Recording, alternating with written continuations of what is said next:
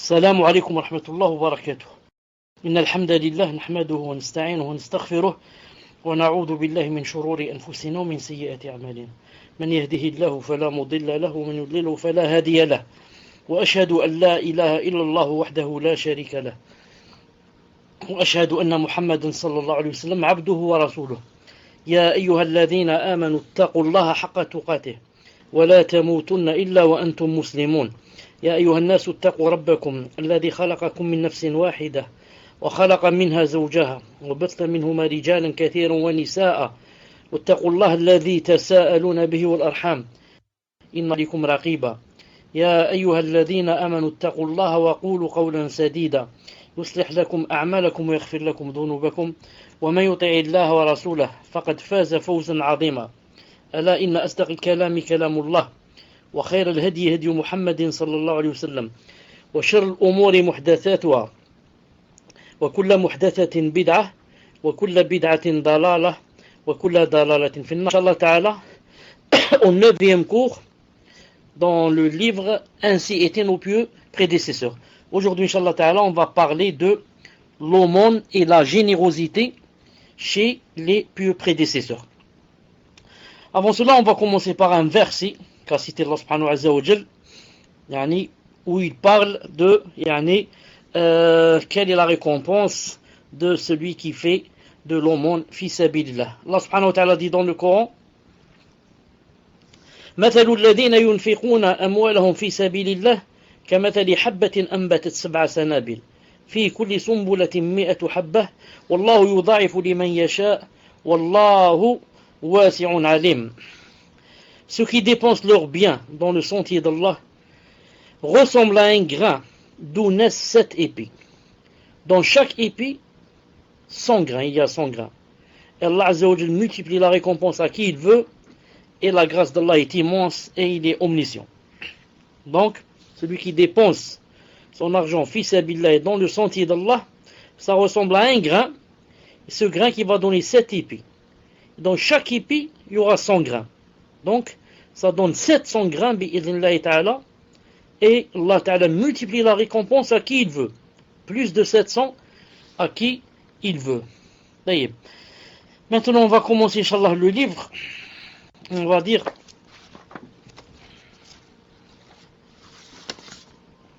Bismillah ar-Rahman ar-Rahim, wassalatu wassalam ala ashraf al-mursalin. Nafi', le valet de Abdullah ibn Omar ibn Khattab, radiyallahu ta'ala anhuma, rapporte de Ibn Omar, le grand sahabi. Il a dit, le sahabi est très connu, il a dit: Ibn Omar rahimahullah est mort après avoir affranchi 1000 hommes ou plus. Car c'était son valet, il vivait donc avec lui, donc il savait ce qu'il faisait. Il a dit: Ibn Omar radiyallahu ta'ala anhu est mort après avoir affranchi 1000 hommes ou plus. Et c'est pas la peine de vous dire que affranchir un esclave, ce n'est pas facile. Ça demande beaucoup d'argent. Autrefois, pour affranchir un esclave, ça demandait assez d'argent. Et pourtant, Abdullah ibn Omar est mort après avoir affranchi 1000 hommes ou plus. Ça montre aussi que l'islam n'est pas venu pour demander pour demander l'esclavage. Par contre, il est venu pour affranchir les esclaves et rendre les gens libres bi'idhnillahi ta'ala. Nafi' rahimahullah rapporte. Il a dit: Ibn Omar désira une fois un poisson. Ibn Omar radiyallahu ta'ala anhu désira un poisson.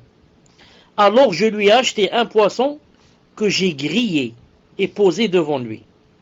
Alors, j'ai acheté un poisson que j'ai grillé et posé devant lui. À ce moment, quelqu'un vint demander l'aumône. À ce moment, un mendiant est venu demander l'aumône. Alors, Ibn Omar ordonna qu'on lui donne le poisson tel quel. Sans y avoir goûté. Sans y avoir même pas goûté.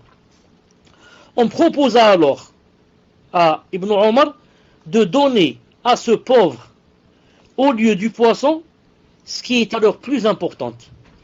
Mange le poisson, le muhim, tu l'as souhaité, tu as voulu le manger, mange-le. Nous, on va lui donner, Inch'Allah Ta'ala, plus important que le poisson, mais il refusa.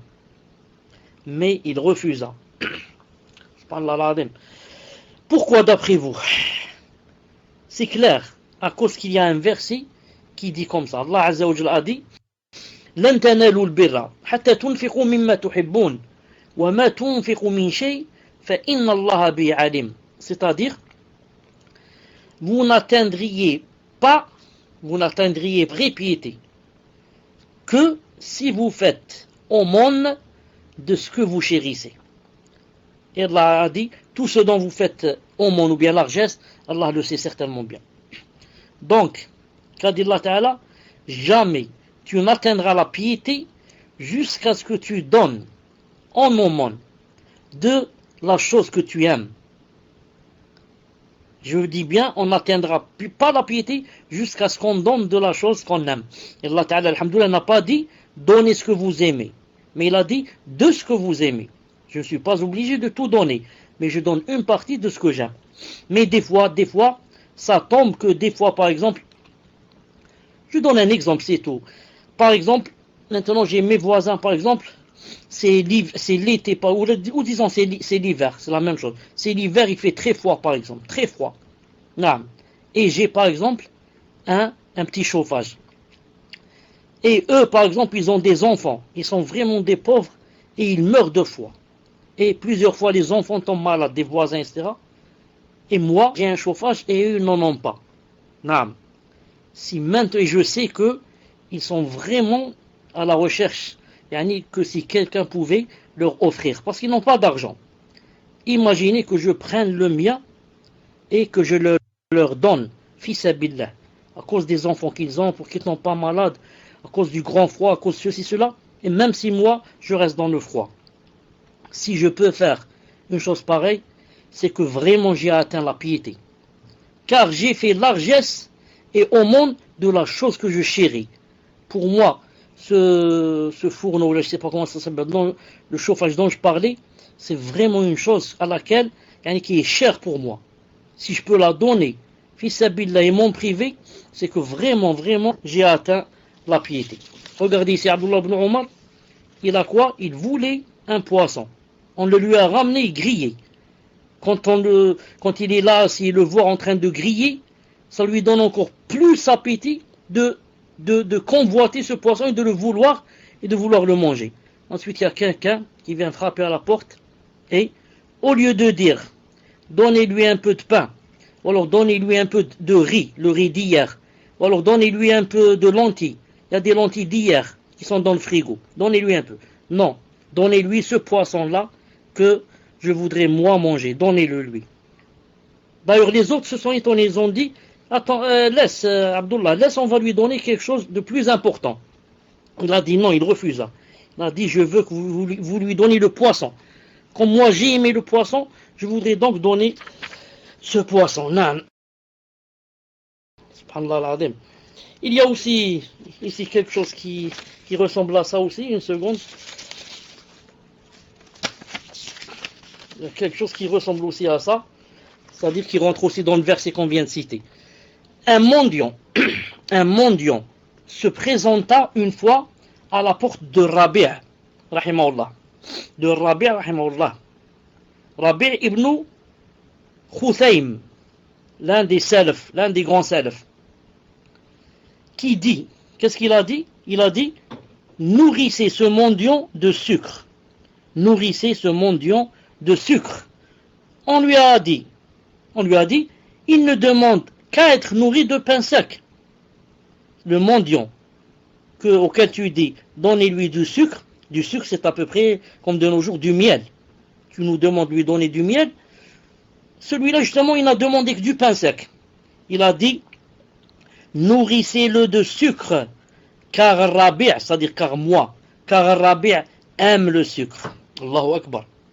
Nourrissez-le de sucre, car Rabi', car moi, j'aime le sucre. Comme j'aime le sucre à moi-même, je l'aime pour autrui. Voilà comment, bi'idhnillah azza wa jal, atteindre la piété. J'arrête une seconde ici car j'ai oublié J'ai oublié de lire la date d'aujourd'hui. Donc, nous sommes, bi'idnillahi ta'ala, samedi, naam.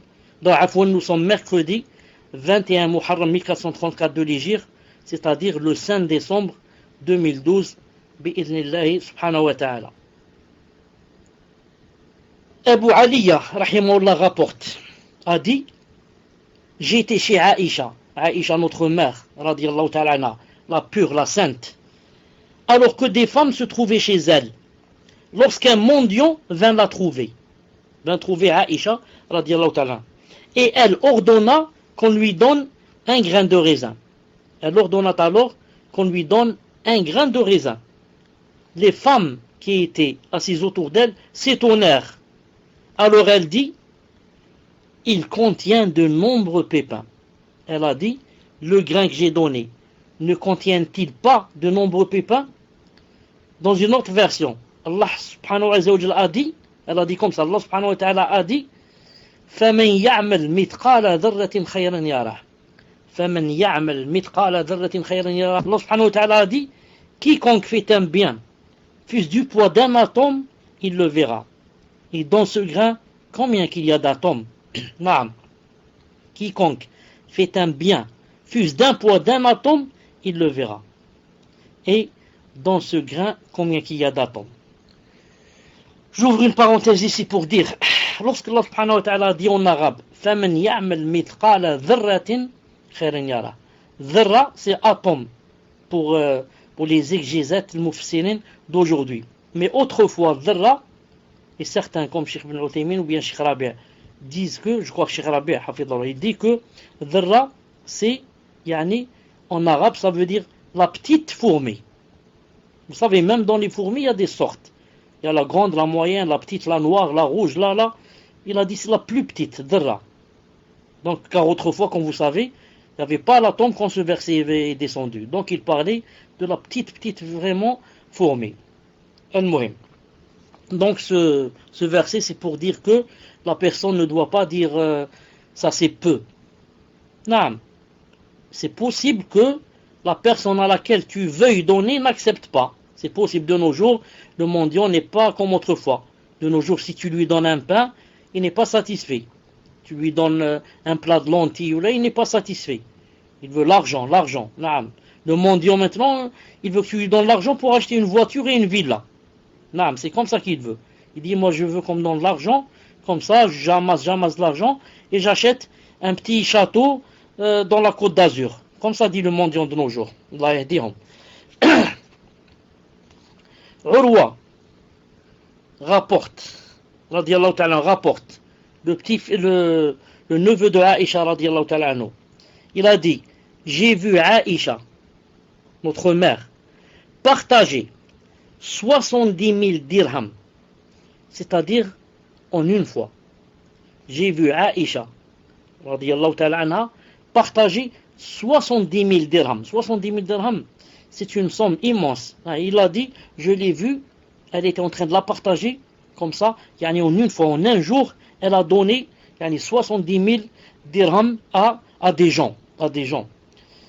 Et Aïcha radiyallahu ta'ala anha était connue pour être une femme qui faisait beaucoup l'aumône. Mais celle qui faisait le plus l'aumône des épouses du prophète sallallahu alayhi wa sallam, c'est, attendez, je cherche son nom, il est sur mes lèvres, c'est Zaynab bintou Jahsh. Non, c'est Zaynab radiyallahu ta'ala anha qui était connue pour faire vraiment l'aumône radiyallahu ta'ala anha. Non. Jabir ibn Zayd rahimahullah a dit, je préfère donner en aumône un dirham à un orphelin. Non, je préfère donner en aumône un dirham à un orphelin ou à un pauvre plutôt que d'accomplir un pèlerinage après le pèlerinage obligatoire.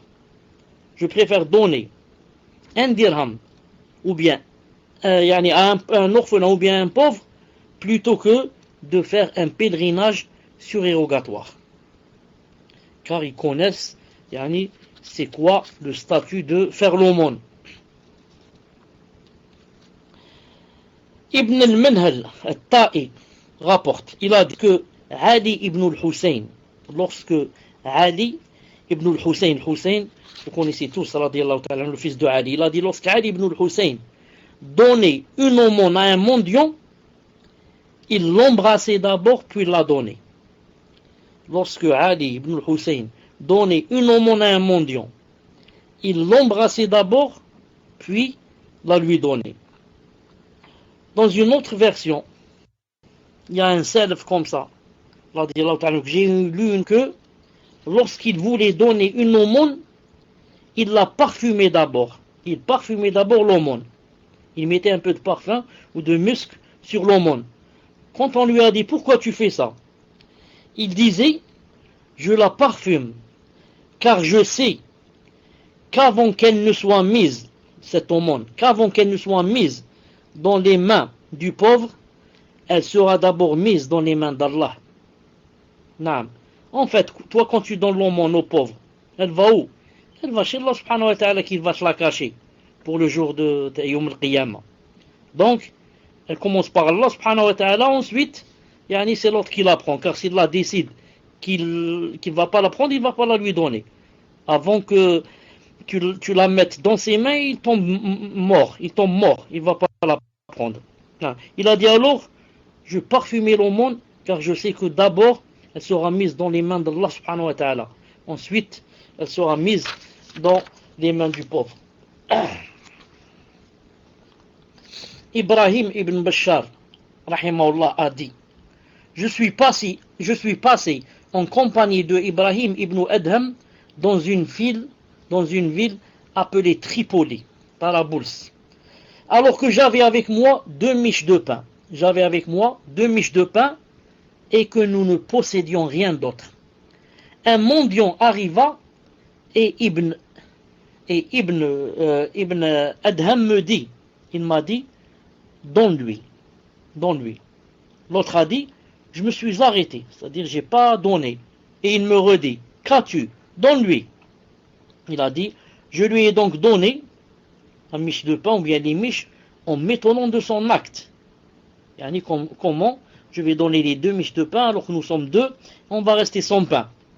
Il me répondit, Ibn Adham me répondit, ô Abu Ishaq, tu verras demain ce que tu n'as jamais vu. Demain, c'est-à-dire quand tu vas rencontrer Allah Azza wa Jalla, tu verras ce que tu n'as jamais vu.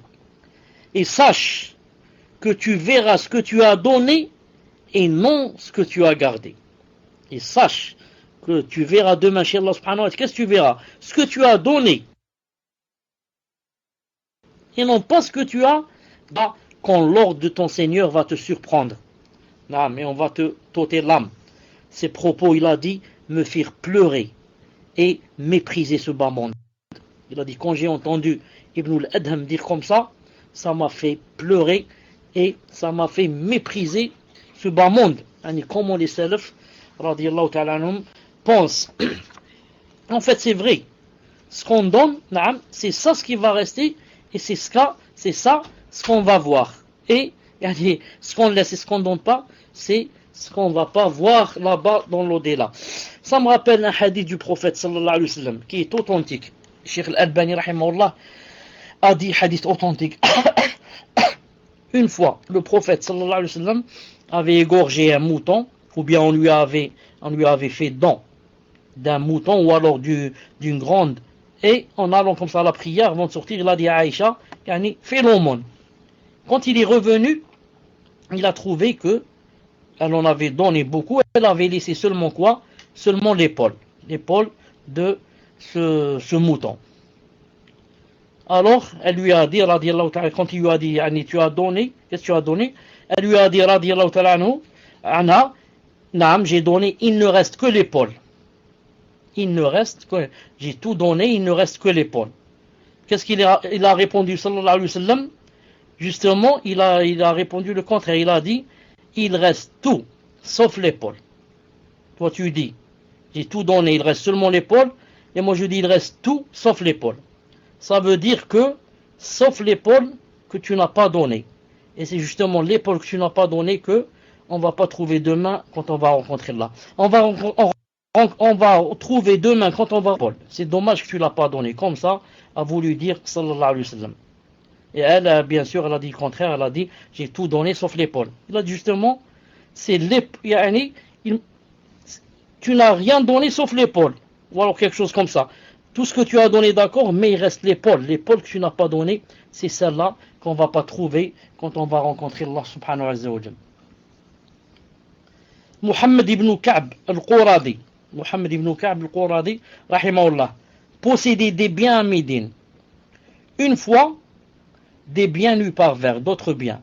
Alors on lui dit, garde-les pour ton fils. Garde ces biens pour ton fils, demain, quand il va grandir, mashallah, il va trouver ses biens, etc.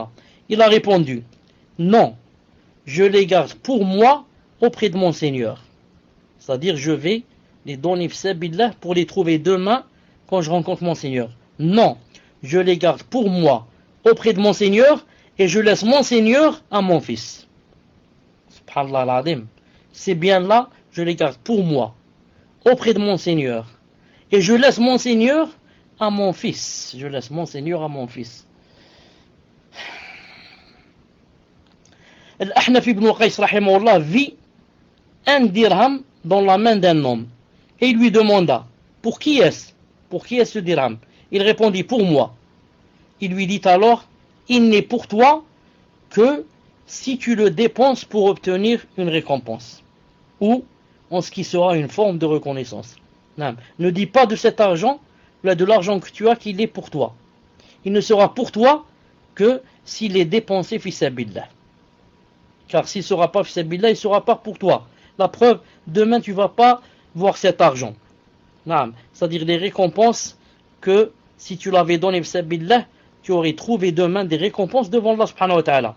Donc tant que cet argent ne va pas fi sabilillah, tu ne peux pas dire qu'il est vraiment pour toi. Il peut même être contre toi. Tu pourrais même trouver quoi? Des péchés demain devant Allah subhanahu wa ta'ala, pour avoir fait des péchés avec cet argent. Al-Hassan al-Basri, rahimahullah, a dit, Hassan al-Basri, rahimahullah, a dit, très connu, il a dit, quels bons esclaves sont le dinar et le dirham. Ils ne te sont utiles que lorsque tu t'en sépares. C'est vrai, Allahu Akbar. Quels bons esclaves sont le dinar et le dirham. De vrais esclaves. Ils ne te sont utiles que lorsque tu t'en sépares. Si tu t'en sépares, c'est là que, alhamdoulilah, ils t'ont été utiles. Surtout, bien sûr, si tu t'en es séparé de fi sabilillah. En les donnant fi sabilillah. Là, vraiment, ils t'ont été utiles. Sinon, tu deviens leurs esclaves. La personne devient leurs esclaves. Car du matin au soir, elle ne pense qu'à eux, qu'est-ce qu'elle va faire, qu'est-ce qu'elle va acheter avec, ceci, cela. Elle devient un esclave. C'est pour ça que le prophète sallallahu alayhi wa sallam a dit dans un hadith authentique, vous connaissez tous, je pense, il a dit, Ta'isa abdul dinar. Malheureux est l'esclave du dinar. Ta'isa abdul dirham. Malheureux est l'esclave du dirham. Ta'isa abdul khamila. Ta'isa abdul qatifa. Malheureux est l'esclave de la soie. L'esclave du satin, je crois aussi, il a dit. Naam. Il y a des gens qui sont vraiment esclaves du matériel en général et de l'argent en particulier. Ils sont des esclaves. Naam. Ici, le hadith a dit abd, l'esclave, subhanallah. Abd, ou alors l'adorateur de l'argent, au point où il devient son esclave. Et ce qui fait vraiment de la peine, c'est que beaucoup de gens meurent sans avoir utilisé leur argent. Subhanallah al-Azim. Il a amassé, et ensuite il est mort, il a laissé tout ça. Lui-même, il n'en a pas profité.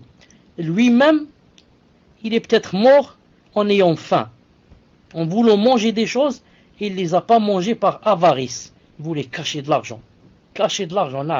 Et plus grave que cela, que quand il meurt, ses héritiers vont les utiliser peut-être dans le haram. Très grave. Non seulement tu n'as pas profité de ton argent, mais encore quoi? Tes héritiers vont profiter de cet argent et le manger. Et peut-être l'employer dans le haram. Dans le haram, a'udhu billah. C'est dommage aussi, j'ai remarqué que, surtout en Europe, dans les sociétés non croyantes, qui ne sont pas musulmans, les couples font beaucoup de calculs en ce qui concerne l'argent. Ils font des calculs, naam. Ce mois je vais faire ceci, le week-end je vais faire ceci, l'été je vais faire ceci. Ils commencent à cacher comme ça de l'argent et en faisant des calculs avec la calculatrice. 2 euros, 2 euros et demi, 3 euros et demi, 4 euros. Et comme ça des calculs, et ils se privent de beaucoup de choses. Ils ne vivent pas leur jour. Ils ne disent pas, Tawakkal Allah. Moi aujourd'hui j'ai faim, je mange, Allah subhanahu wa ta'ala fera demain. Ils n'ont pas de tawakkul dans le risque. Tawakkul dans le risque. Une fois quelqu'un m'a raconté comme ça, quelqu'un de France, il m'a dit chez nous, ou peut-être d'Algérie qui a vécu là-bas. Il m'a dit qu'il y a dans le, comment ça s'appelle ça, ici on appelle chez nous supermarché, etc. En France, il y a des tablettes de chocolat. Tu achètes une tablette de chocolat, il a dit, il y a à l'intérieur un emploi du temps. Il m'a dit, et encore l'emploi du temps sur le mur. Lundi, tu manges un morceau, je sais pas, à 8 heures du soir. Mardi, tu manges un morceau. Jeudi, tu manges un morceau. Je lui dis, c'est quoi ça, subhanallah, c'est quoi ça? Voilà, laisse-moi manger, j'ai faim, moi je mange. Oui, tous les demain, Allah subhanahu wa ta'ala apportera un nouveau risque. C'est quoi je mangeais avec l'emploi du temps? Astaghfirullah, c'est quoi? J'ai peur du risque, donc j'ai pas le tawakkul. Non, j'ai peur. Subhanallah l'azim. C'est comme ça j'ai dit, il y a des gens qui ont de l'argent, subhanallah l'azim, qui ne profitent pas. Ils ont peur de demain. Ils ont peur de l'avenir. Naam. Ils ne savent pas que Allah subhanahu wa ta'ala c'est lui le razaq. Et que le risque vient, naam, quand c'est écrit, il va venir. Le prophète sallallahu alayhi wa sallam a dit dans un hadith authentique. En ce sens, où il a dit alayhi sallam que le risque, ce que Allah Ta'ala t'a écrit comme risque, comme argent, comme bien, comme, il a dit, court derrière l'être humain plus que ne court la mort derrière lui. Allahu Akbar. Le risque court derrière toi. Ce que Allah Ta'ala t'a écrit court derrière toi pour que tu le prennes. Plus que la mort ne court derrière toi. Est-ce que quelqu'un peut sauver de la mort? La mort est derrière nous, elle court pour nous attraper. Le jour venu, elle va nous attraper. Est-ce que quelqu'un peut sauver? C'est impossible. Il a dit le risque, c'est plus que la mort. Tu ne mourras pas, comme a dit alayhi salam, aucune âme ne mourra jusqu'à ce qu'elle prenne son risque que Allah Ta'ala a écrit. Aucune âme ne mourra jusqu'à ce qu'elle prenne son risque, comme a dit le prophète alayhi salam. Ensuite il a dit fajmilu fi talab. Alors si vous demandez le risque, il a dit embellissez-vous dans la demande, faites une belle demande. C'est-à-dire qu'il ne faut pas demander le risque en faisant le haram, en s'avilissant, en s'humiliant, en volant, en escroquant. Non, le risque, tu ne pourras pas mourir avant que tu ne prennes ton risque. Jamais tu ne mourras. Donc, le risque va venir. Alors demande-le d'une belle façon. Allah Ta'ala a bien dit dans le Coran, wa fis sama'i rizqukum. Et dans le ciel se trouve votre risque. Wa fis sama'i rizqukum. Il t'a dit, il est dans le ciel pour que tu fasses le tawakkul, pour que Allah Ta'ala te le fasse descendre. Et pour que tu n'aies pas peur. Pour que tu dises pas, il est chez les gens. Mon risque est chez les gens. J'ai peur qu'ils ne le donnent pas. Non. Allah Ta'ala t'a dit, wa fis sama'i rizqukum. C'est dans le ciel qu'il y a ton risque. Il n'est pas chez les gens en bas. C'est pas la peine de t'aviler et d'aller pleurer chez les gens. Il est dans le ciel. Fais des doigts pour que Allah Ta'ala te le descende. Fais des doigts et fais des démarches, bien sûr. Et Allah Ta'ala te le fera descendre, bi'idnillahi ta'ala. Taïb. Yahya ibn Mu'adh a dit, rahimahullah, je ne connais aucun grain pesant aussi lourd que les montagnes de ce bas monde, si ce n'est le grain donné en mon monde. Aucun grain n'est aussi lourd que les montagnes de cette dunya. Sauf quoi? Sauf le grain que tu donnes, fi sabilillah. Celui-là, il est vraiment lourd. Naam. Ibrahim Ibn Muhammad ibn Abdul Aziz rahimahullah rapporte. Il a dit, j'ai sorti le testament de mon père. Mon père avait fait un testament, alors je l'ai sorti et il m'ordonna d'écrire. Il m'ordonna d'écrire une part en faveur de ses proches et des membres de sa famille. Il m'a dit, et comme vous savez que dans le testament, c'est interdit d'écrire quelque chose pour quelqu'un qui va hériter. On ne peut pas écrire pour notre fils ou là notre fille ou là notre père ou là notre mère parce qu'ils vont nous hériter. Il a dit, donc il a écrit à des proches et des membres de sa famille. Il a dit à son fils, écris par exemple à mon cousin telle chose, écris à mon frère telle chose, car le frère n'hérite pas, comme vous savez, quand on a des enfants. Puis mon père me dit, rappelle-toi, avons-nous oublié quelqu'un dans le testament? J'ai dit non. Il a dit si. On a oublié quelqu'un, on ne lui a pas donné. Si. C'est qui? Il a dit, cet homme que j'ai rencontré et qui m'a adressé un beau salut. Et dans la description est celle-ci. Il m'a fait la description. Il a dit, inscris-lui 10 dinars en or. Inscris-lui 10 dinars en or. Naam. Pourquoi? Parce que c'est quelqu'un qui m'a fait une bonne salutation quand il m'a rencontré et son comportement m'a plu, même s'il n'est pas de ma famille, même s'il n'est pas proche. Il a dit, inscris-lui 10 dinars en or. Allahu Akbar. Et comme on les salaf, l'argent pour eux ne valait rien. Ensuite, remarquez aussi dans ce hadith que, non, pas dans celui-là, dans celui qui va venir. Celui-là, Ata rahimahullah a dit, écoutez ce qu'il a dit, il a dit, un dirham que je donne à un proche, mais préférable à un dinar que je donne à un nécessiteux. Pourtant, vous savez, le dinar, c'est 12 dirhams. Le dinar, c'est 12 dirhams. Il a dit, un dinar que je donne à un proche, mais préférable à un dinar que je donne à un nécessiteux. Ensuite, il a dit, oh Abu Abdurrahman. L'autre, il lui a dit, oh Abu Abdurrahman, même si ce proche est aussi riche que moi, il a dit, même s'il est plus riche que toi. Il a dit, moi, quand je donne à mes proches, pour mieux, si je leur donne des dirhams, c'est mieux que de donner des dinars en or à qui? À des gens qui ne sont pas proches. Et c'est vrai. On a toujours dit, et plusieurs fois dit que la meilleure aumône, c'était quoi? L'aumône dans les proches. Et vous connaissez le hadith de Zaynab, la femme de Abdullah ibn Mas'ud, qui a voulu donner l'aumône ou sa zakat à des proches, et que Abdullah ibn Mas'ud avait dit non, ou alors elle voulait donner à son mari, elle a dit mais je donne pas jusqu'à ce que je demande au prophète sallallahu alayhi wa sallam. Est-ce que je peux donner ma zakat à son mari? Quand elle a demandé, il lui a dit sallallahu alayhi wa sallam, naam, et tu as 2 récompenses. La première d'avoir fait l'aumône, la deuxième d'avoir donné à un proche. D'ailleurs, j'ai un hadith devant moi, un hadith authentique ici. Cheikh Al-Albani l'a cité dans Sahih Targhib 1951. Et il a dit, rapporté par Muslim, عن أبي هريرة قال رسول الله صلى الله عليه وسلم, d'après Abu Huraira, le prophète a dit, دينار أنفقته في سبيل الله, il a dit, un dinar que tu donnes في سبيل الله, ودينار أنفقته في رقبة, et un dinar que tu donnes pour affranchir un esclave, ودينار تصدقت به على مسكين, et un dinar que tu donnes pour un pauvre, نعم, ودينار أنفقته على أهلك, et un dinar que tu donnes à tes parents pour acheter des choses là, pour dépenser pour tes parents, je veux dire ta famille. Il a dit أعظمها أجرا الذي أنفقته على أهلك.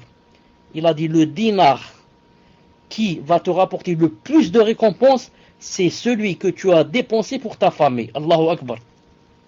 Vous avez 4 choses. Un dinar que tu donnes fi sabilillah, ou bien celui que tu donnes pour affranchir un esclave, ou bien celui que tu donnes pour un pauvre, ou bien celui que tu donnes pour ta famille. Celui que tu donnes pour ta famille, c'est celui qui va te rapporter le plus de récompenses. Allahu Akbar.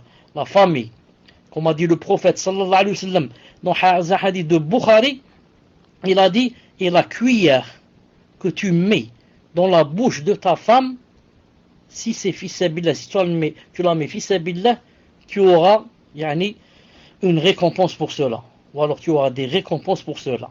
La cuillère que tu mets dans la bouche de ta femme. Naam. Et certains savants ont pris de ce hadith que le prophète sallallahu alayhi wa sallam voulait parler aussi de comment être doux avec sa femme au point de la faire manger. Comment être doux avec sa femme au point de la faire manger de temps en temps et lui mettre la cuillère dans la bouche. Naam. Yahya ibn al-Wuhadi rapporte, rahimahullah, Wuhadi, rahimahullah, rapporte, il a dit, je n'ai pas vu un homme plus généreux que Ismaïl ibn Ayyash. Lorsque nous lui rendions visite dans sa ferme, il nous proposait toujours du mouton et de la marmelade de date. Je n'ai jamais vu un homme plus généreux que Ismaïl ibn Ayyash. Lorsque nous lui rendions visite dans sa ferme, il nous proposait toujours du mouton et de la marmelade de date. Je dis et je redis, jamais tu n'atteindras la piété jusqu'à ce que, quand les gens viendront te rendre visite à la maison, tu leur donnes de la meilleure chose que tu as préparée. Si jamais tu dis à ton mari ou à tes enfants, surtout les sœurs, je parle aux femmes, c'est elles qui la cuisinent. Si jamais tu dis à ton mari ou à tes enfants, cachons cela pour nous ce soir ou demain, et donnons-leur ce qu'on a préparé hier ou le matin ou là, tu n'atteindras jamais la piété. Tu ne l'atteindras que lorsque tu leur donneras et offriras de la meilleure chose que tu as dans la maison et que tu aimes manger tout seul sans que personne ne vienne manger avec toi. Mais si les invités sont venus, c'est trop tard. C'est là que Allah Ta'ala va t'éprouver. Est-ce qu'il va faire monter ta piété ou il va régresser ta foi si jamais tu vas faire le contraire? Ahmed ibn Hanbal, rahimahullah, il a dit, si la dunya, toute la dunya, le bas monde qu'il y a ici, on pouvait mettre la dunya dans une cuillère, alors je la mettrais dans la cuillère pour la mettre dans la bouche de l'invité. Les invités, ils savent ce que ça veut dire, les invités. Man kana yu'min billahi wal yawmil akhir falyukrim dhayfah. Quiconque croit en Allah et au jour dernier, alors qu'il fasse hôte, ou comment ça fait, j'ai oublié le mot, il a dit à son hôte, qu'il fasse hospitalité à son hôte, celui qui croit en Allah et au jour dernier.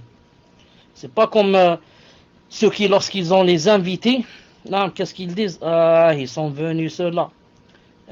Donc maintenant, comment qu'on va faire? Subhanallah. Il a suffi que je prépare la meilleure chose pour que l'invité vienne.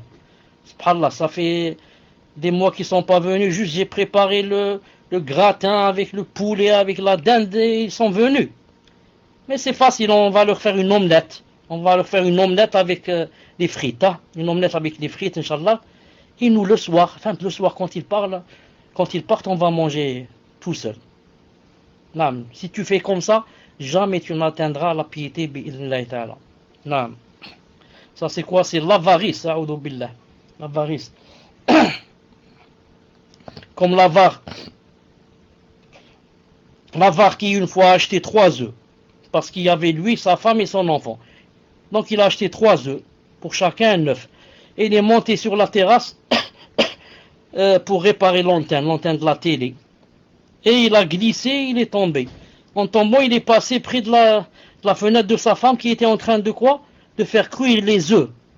Il a dit, attention, laisse mon œuf, je vais manger à l'hôpital. Attention, mon œuf, laisse-le, je vais manger à l'hôpital. A'udhu billah.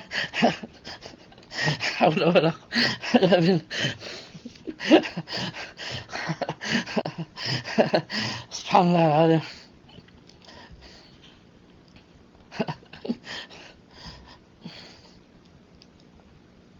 طيب Mujahid rahimahullah a dit, même si un homme dépensait l'équivalent du mont Uhud dans l'obéissance à Allah Azza wa Jal, jamais il ne le regretterait.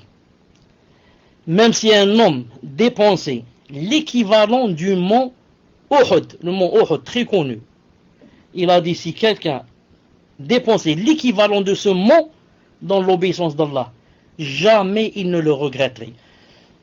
Ensuite, comment? Dites-moi, comment il va le regretter alors que demain, il va trouver ça devant lui.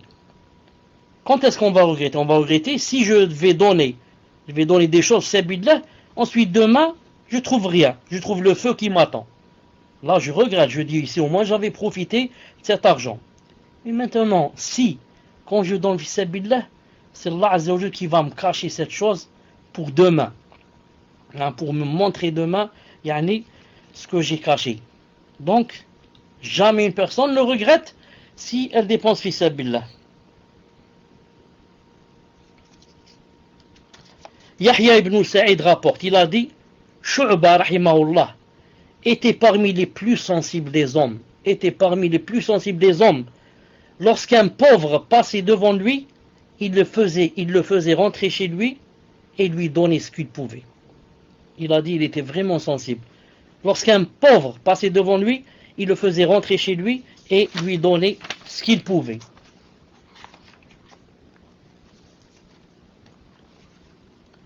Al-Hassan rapporte, rahimahullah. Il a dit, par Allah, j'ai connu des gens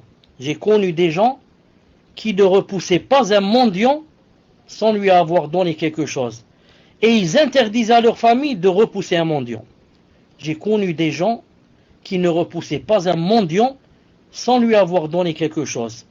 Et ils interdisaient à leur famille de repousser un mendiant. Regardez le hadith que je vais citer, qui va venir. قال عليه الصلاة والسلام. Le hadith se trouve dans le Sahih ibn Hibban de Sheikh al-Albani, numéro 3363. Le prophète a dit quoi? Il a dit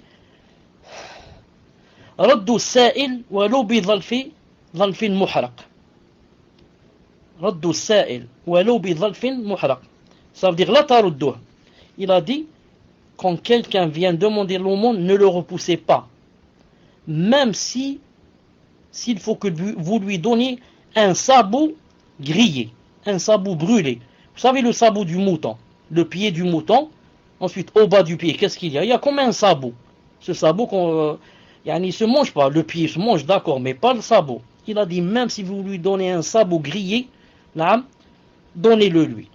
Le muhim, ne le repoussez pas, ne le rendez pas les mains vides. C'est comme ça qu'étaient les salaf, rahimahumullah et radiyallahu ta'ala anhum. Il faut dire que appliquer ce hadith de nos jours devient difficile. Pourquoi? Parce qu'il y a des gens qui, tu sais d'avance que ce n'est pas un vrai mendiant. Et tu sais que c'est un escroc qui se cache derrière le mendiant. C'est pas un mendiant, c'est quelqu'un qui est venu ramasser de l'argent pour aller acheter une voiture et pour... D'ailleurs, ils les ont suivis, certains les ont suivis, même la télé. Une fois, ils ont fait un court-métrage et quelque chose comme ça, un documentaire sur ces gens-là. Une femme, ils l'ont suivi jusqu'à chez elle. Ils ont trouvé qu'elle habitait dans un château. Alors qu'elle et ses enfants, chaque jour, qu'est-ce qu'ils font? Ils demandent l'aumône, subhanallah. Je dis, donc ce hadith, inshallah ta'ala, nous on va l'appliquer. On ne rend pas le pauvre, même si on doit lui donner n'importe quoi, on l'applique quand on sent que c'est vraiment un pauvre. Des fois, tu sens comme ça dans ton cœur que cette personne est vraiment pauvre. Si c'est le cas, il ne faut pas lui rendre, même si on doit lui donner le minimum. Mais si c'est quelqu'un qui donne des doutes comme ça, et quelqu'un qui ne nous convainc pas, donc pour nous, ce n'est pas un mendiant, ce n'est pas le mendiant dont a parlé le prophète sallallahu alayhi wa sallam.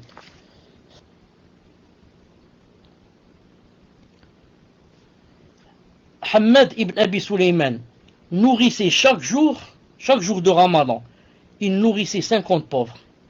Et lorsqu'arrivait la nuit du jour de la rupture de l'Aïd, il donnait un vêtement à chacun. Vous savez, parmi les salafs, il y avait une habitude que nous, la plupart, n'ont pas, c'est quoi? C'est que jamais ils ne mangeaient pendant le Ramadan sans faire nourrir de pauvres. Non, ça n'existait pas chez eux. Chaque fois que c'était la rupture du Ramadan le soir, il y avait toujours quelqu'un yani, un pauvre ou deux qui étaient avec eux à table. C'était une habitude très connue chez les salafs et yani, une habitude qui yani, commence à se perdre. Billah. Naam. Muhammad ibn Abi Hatim rapporte, il a dit, l'imam al-Bukhari donnait beaucoup. Il a dit donnait beaucoup, fissabillah. Il prenait la main des nécessiteux parmi les adeptes du hadith et leur donnait 20 à 30 dirhams sans que personne ne s'en aperçoive. Il ne quittait jamais sa besace et je l'ai vu plusieurs fois donner à un homme une bourse contenant 300 dirhams. Bukhari rahimahullah. Vous croyez que yani, comme ça, yani, par hasard il est devenu comme ça, yani, Amir al-Mu'minin dans le hadith, un grand savant, et Allah Azza wa Jalla fait de son livre, le Bukhari, le deuxième livre après le Coran, dans la véracité de ce qu'il contient. Vous croyez que comme ça, c'est venu comme ça, par hasard? Comme le Bukhari, celui-là, un homme qu'on ne connaît pas du côté de la Russie, et que voilà, yani, il a écrit un livre, et ce livre yani, est propagé partout dans le monde. Il n'y a pas qu'un savant, jamais de la vie, il y a un savant qui peut dire quelque chose sans qu'il dise le Bukhari a dit. Bukhari a dit dans son Sahih. D'où tout cela? D'où? La piété, la piété. Comment qu'ils faisaient avec leur argent, comment qu'ils faisaient avec leur temps, comment qu'ils faisaient yani, avec les biens qu'Allah Ta'ala leur a donnés.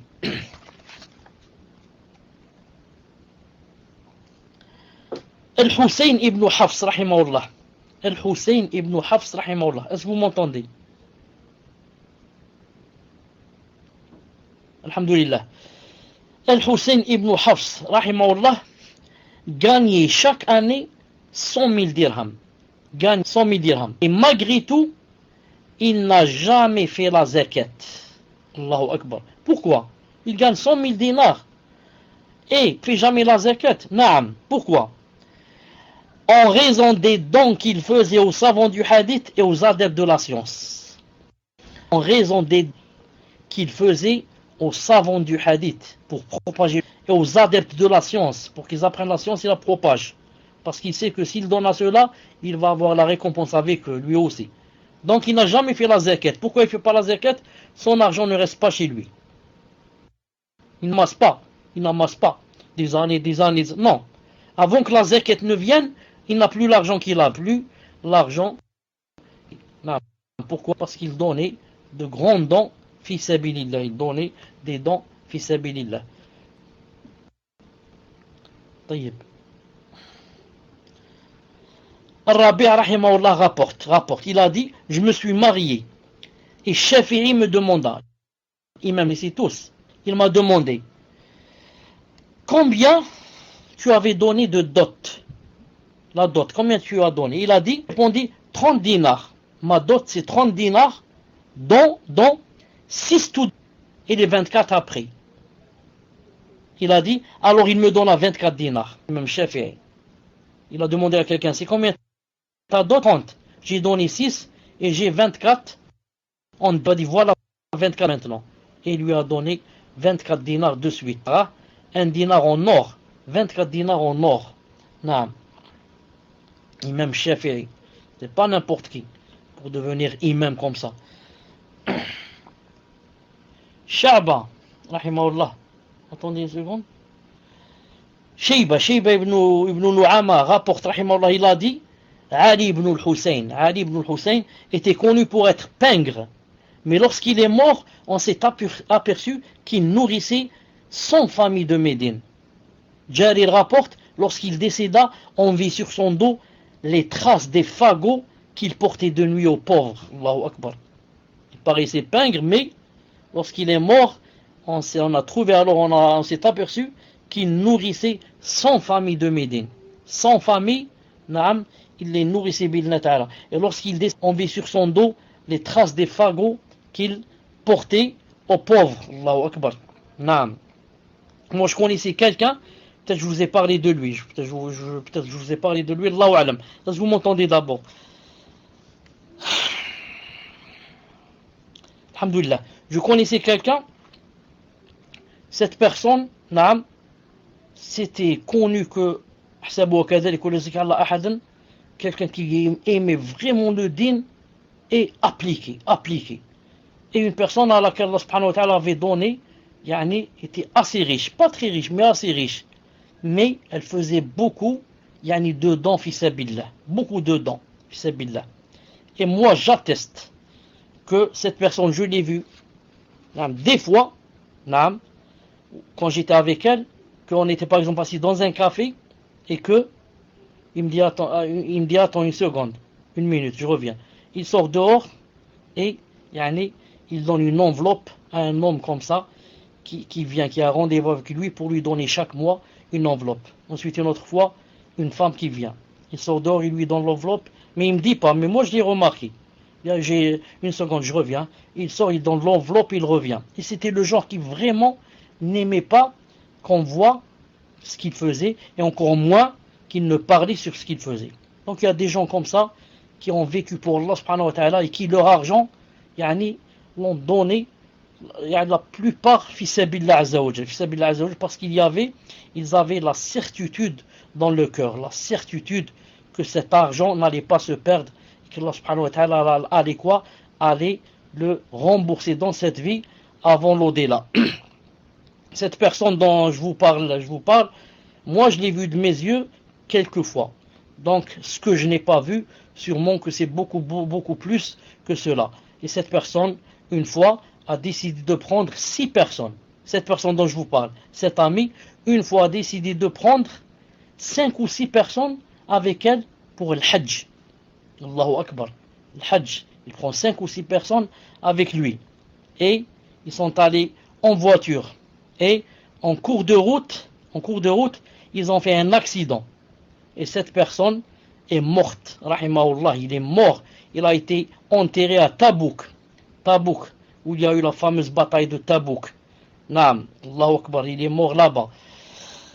Cette personne, puisqu'on parle de cette personne, donc on continue, Inch'Allah Ta'ala, aussi de parler sur elle, pour savoir que les salafs ont existé de tout temps, rahimahullah. Cette personne, une fois, écoutez bien ça, une fois, quand j'ai eu mon baccalauréat, avant d'avoir mon bac, j'étais professeur d'allemand, j'enseignais dans un CEM.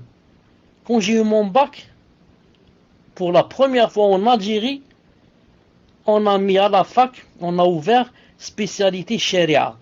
Pour la première fois en Algérie, spécialité Sharia. Or, j'enseignais allemand dans un CEM. Et aller étudier Sharia, ça ne peut pas marcher. Pourquoi? Parce que tu ne peux pas. Il faut être ou bien ici ou bien là-bas. Il faut être ou bien au CEM pour enseigner ou bien à la fac. Tu ne peux pas être les deux à la fois. Donc j'ai été pendant un mois ou la semaine où vraiment c'était difficile. Est-ce que je dois quitter le CEM pour la fac? Est-ce que j'abandonne la fac? Enfin, je ne m'étais pas encore inscrit. Mais j'étais marié avec un enfant. Donc comment je fais? Je vais rester comme ça sans travail et étudier? Vraiment, je voulais étudier la Sharia. Vraiment, je voulais étudier la Sharia. À fond, vraiment à fond. Ensuite, cet ami, celui-là dont je vous parlais, qui est mort à Tabouk et qui donnait qui donnait des enveloppes. Il m'a dit, qu'est-ce que tu as toi ces temps-ci très triste? Je lui ai dit, voilà ce qui s'est passé. Maintenant, je veux étudier à la fac. Et en même temps, je peux pas enseigner, donc concilier entre les deux, c'est difficile. Il m'a dit, combien on te donne au CEM? J'ai dit à l'époque c'était 1000 dinars ou 1500, quelque chose comme ça, j'ai oublié. Il m'a dit, et si je te donne, combien tu vas enseigner? J'ai dit 4 ans pour la licence. Il m'a dit, et si je te donne chaque mois l'équivalent de ce qu'on te donne au CEM, est-ce que tu acceptes d'arrêter le CEM?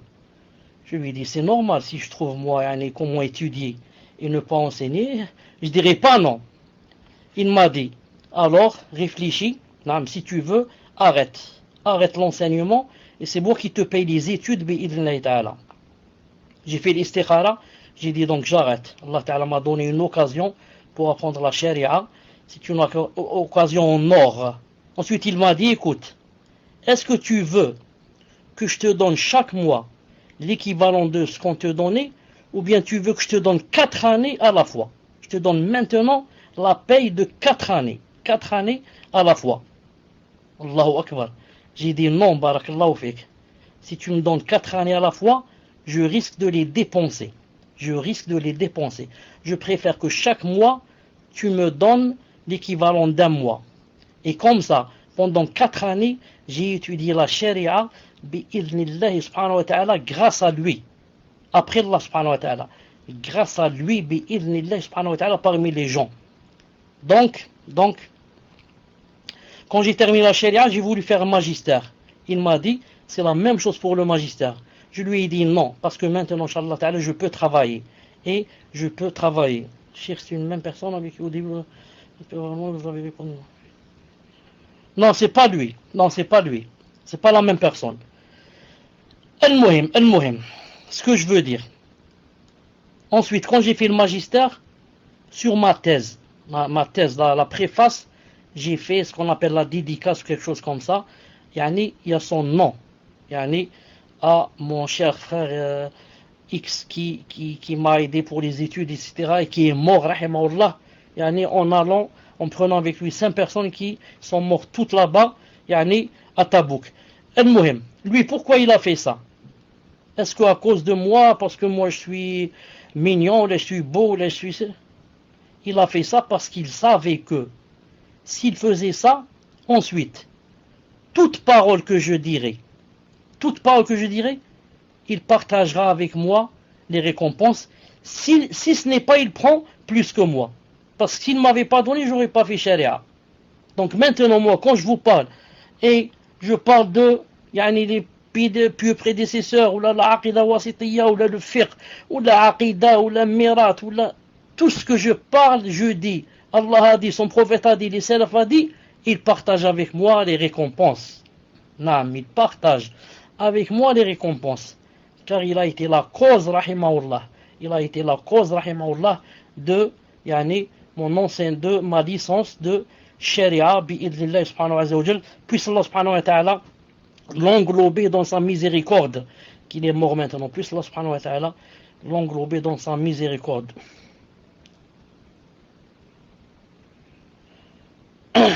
Naam, jazakallahu khair. Al-Muhim, c'est comme ça donc que les salafs pensaient à leur tombe. C'est comme ça que les salafs pensaient à l'au-delà. C'est comme ça ceux qui ont de l'argent, c'est comme qu'ils doivent faire. Celui qui a de l'argent, c'est la première des choses à laquelle il pense. Il doit faire comme les salafs, chercher les talibou ilm, les gens qui aiment la science, et il leur donne l'argent, fi sabilillah, comme ça chaque mois. Il leur dit, va demander la science en mon nom. C'est moi qui te paye les études, c'est moi qui te paye là où tu vas manger, là où tu vas dormir, le muhim de la science. Pourquoi? Car ils savent que lorsque la personne va propager, il va se passer que toi, qui as donné l'argent, tu vas dormir et les hasanats vont t'arriver. Tu dors, khlas. Va dormir et laisse les hasanats arriver. Et ces hasanats n'arrêtent jusqu'à Yawm al-Qiyamah. Pourquoi? Parce que la personne a l'argent pour demander la science. Maintenant, on va propager la science.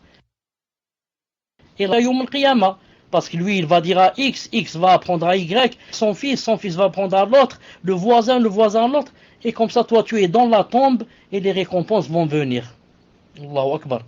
Mais celui qui est avare ou celui qui ne connaît pas, il va les acheter, des meubles, la télé, je ne sais pas quoi, la belle voiture ici. Il va mourir, il va laisser comme ça. Taïb.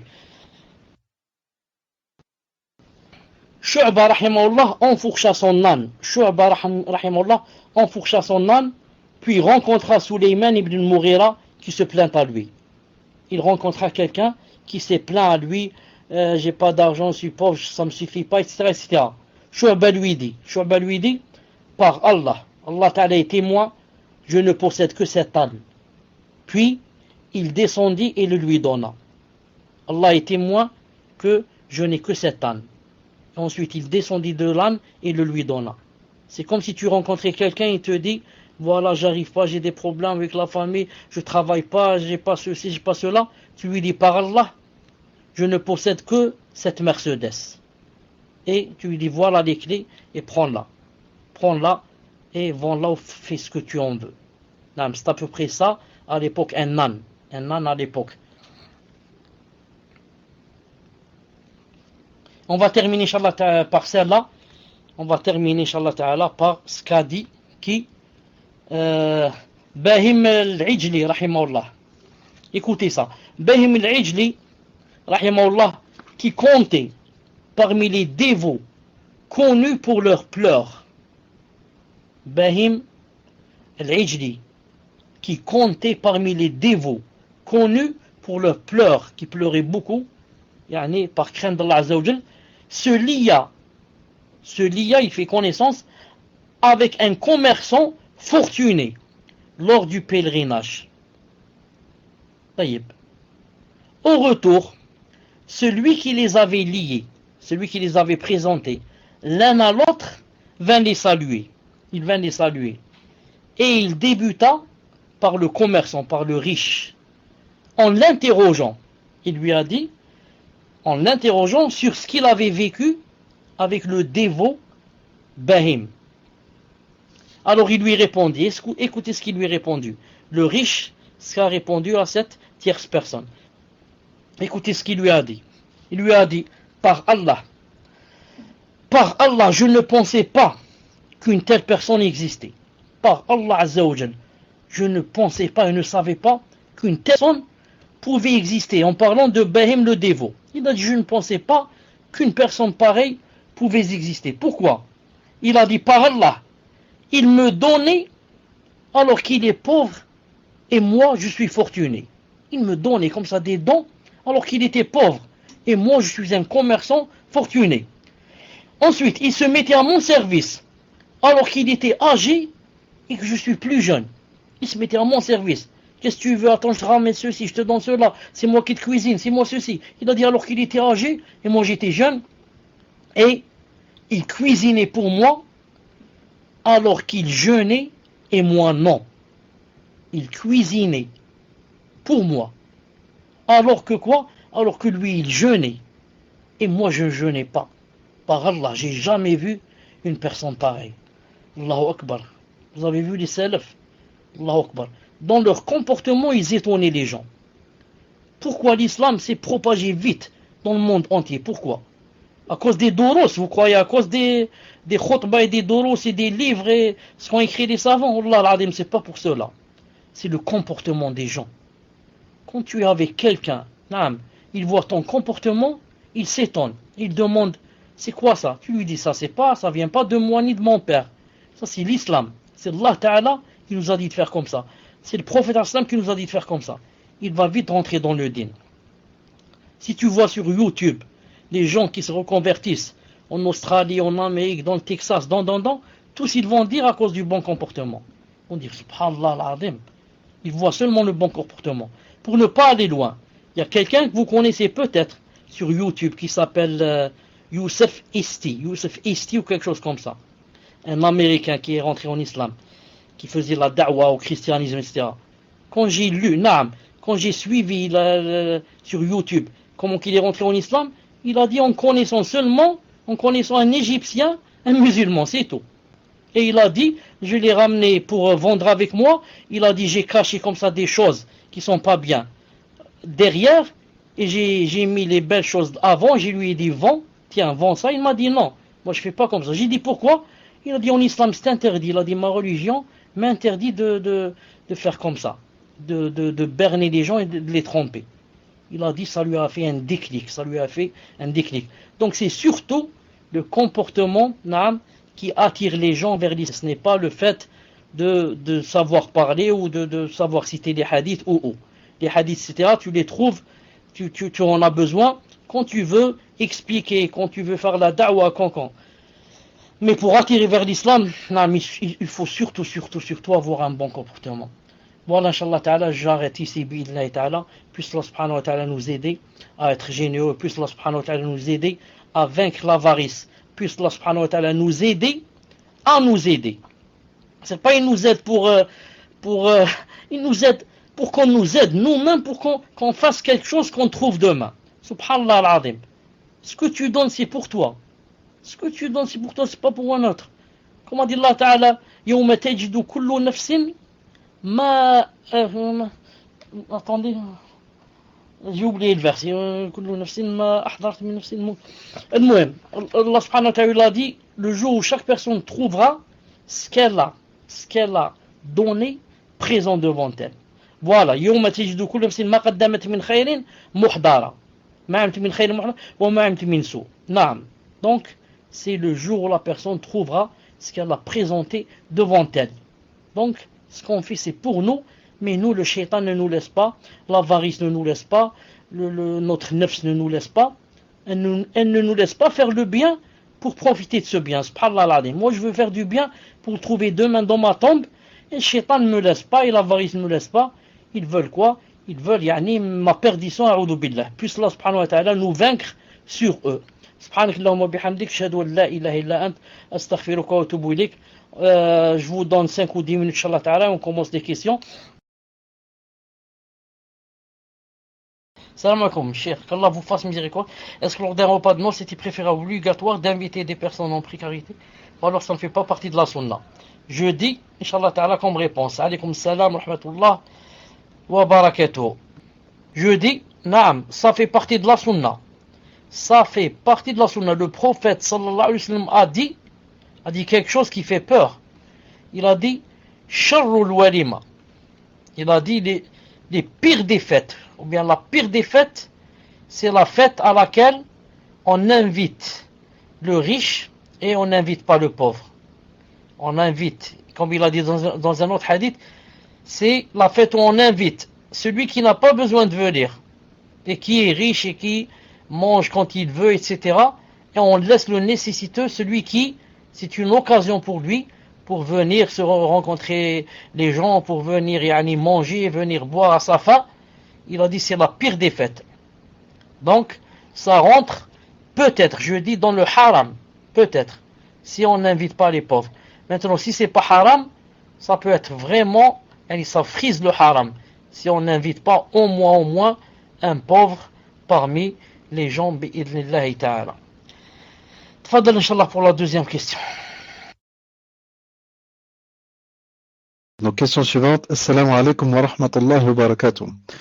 Ma question est, a-t-on le droit de donner l'aumône à des personnes dans la rue qui mendient, mais qui ne sont pas vraiment des musulmans, comme les Roumains par exemple? Wa jazakumullahu khayran, hafizakumullah. Tfadal, cher. Wa alaykum salam wa rahmatullahi wa barakatuh. Quand on donne l'aumône, quand il y a un musulman nécessiteux, il passe avant celui qui n'est pas musulman. C'est comme ça la règle.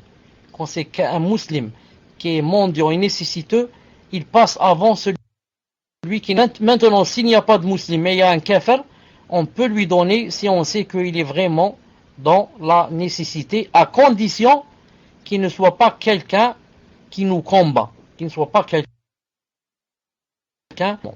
Voilà, inshallah ta'ala, pour la troisième question. Assalamu alaikum wa rahmatullahi wa barakatuh. Ma question est dans le Hajj. Le tawaf al-ifada et le tawaf al-wada est-il une condition pour la validité du Hajj?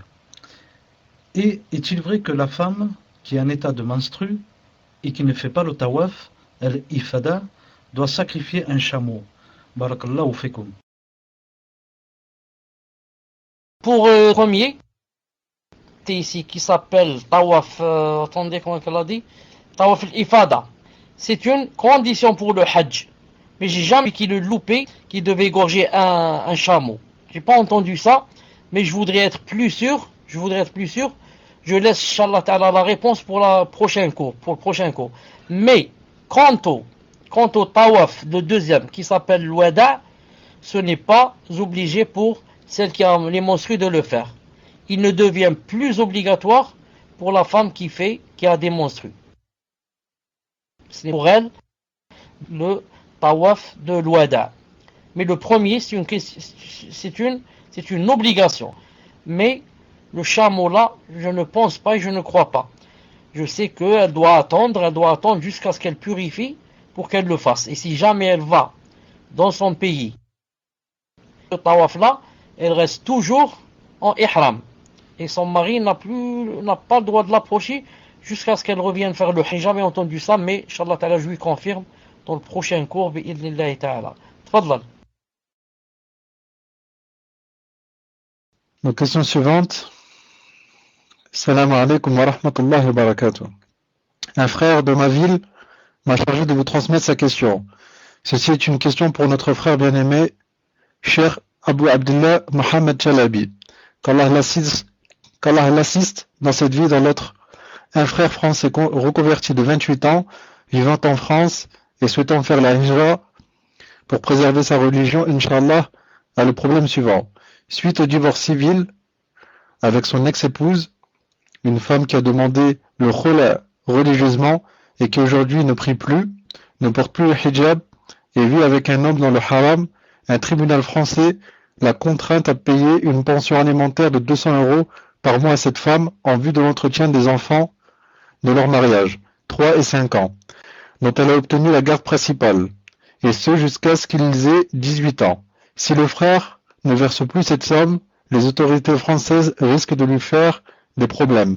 Cette somme étant déjà élevée pour lui en France, et je n'ai pas la suite. Là, Ayman, on n'a pas... là où tu vois que c'est coupé sur le salon, donc elle risque donc d'être encore plus difficile à sortir lorsqu'il aura fait la hijra. Le frère n'a pas besoin d'une contrainte d'un tribunal de Kofal pour savoir qu'il doit dépenser sur ses enfants, mais il craint vraiment que cette somme soit impossible à sortir s'il part de France pour le Maroc. Quel conseil lui donnez-vous, cher? Doit-il patienter jusqu'à ce que les enfants aient 18 ans et puis il part? Peut-il se faire aider par quelqu'un résidant en France pour sortir cette somme chaque mois? Sinon, doit-il partir pour préserver sa religion, peu importe les conséquences? Barakallahu fikum. Tfadal, cher. Non, mais en fait, c'est comme il a dit pour le tribunal.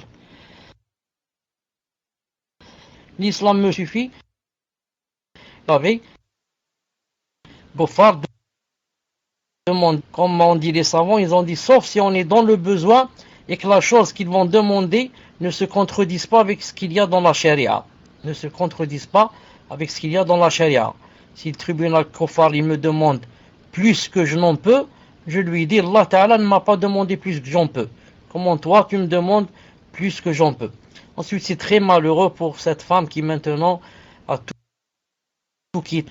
Et c'est une femme dont je lirai le verset où Allah subhanahu wa ta'ala a dit Allah ta'ala a dit ces gens-là, ceux-là sont ceux que Allah subhanahu wa ta'ala n'a pas voulu purifier leur cœur. Allah ta'ala n'a pas voulu purifier le cœur de cette sœur, de cette femme, et elle s'est trouvée de l'autre côté dans Hizb.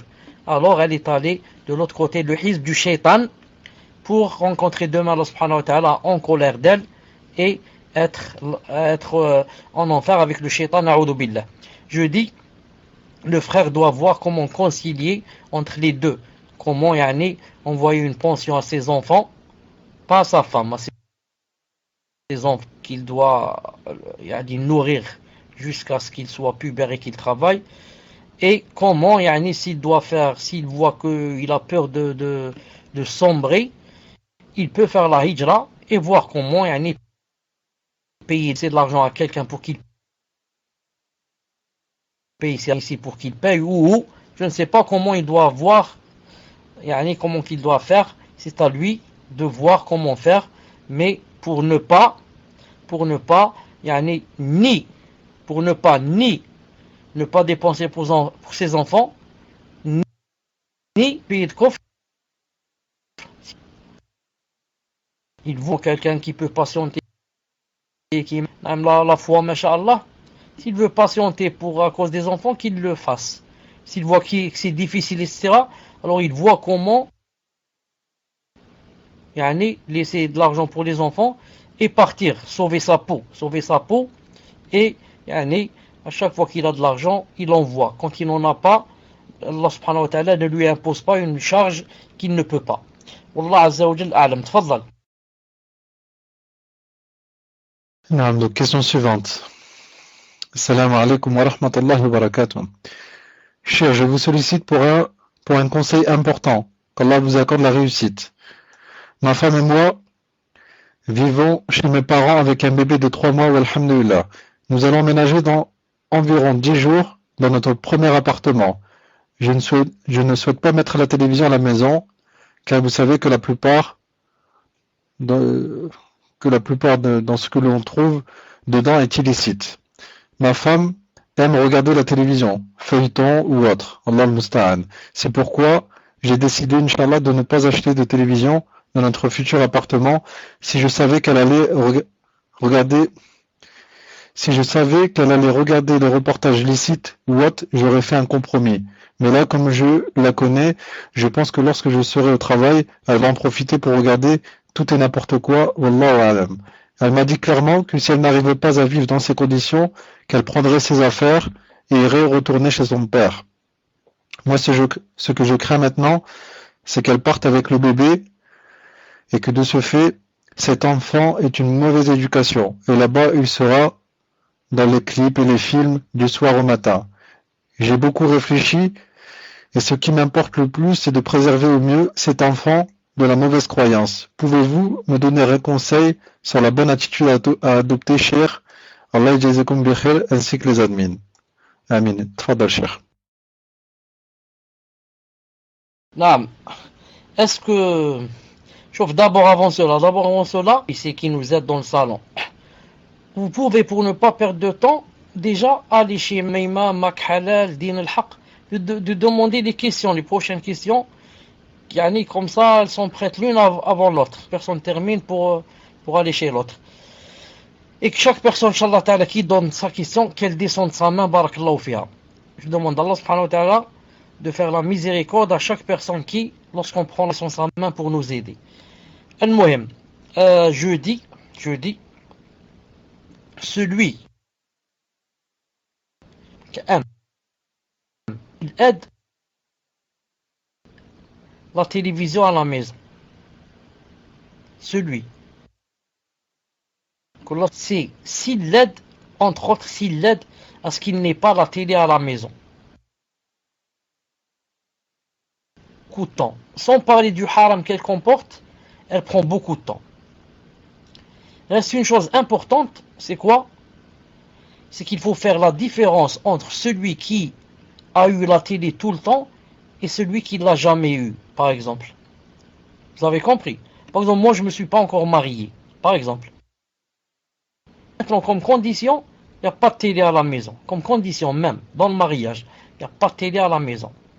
Je suis sûr que, tôt ou tard, je trouverai une sœur qui accepte, qui dise oui, moi aussi j'accepte, alors on se marie.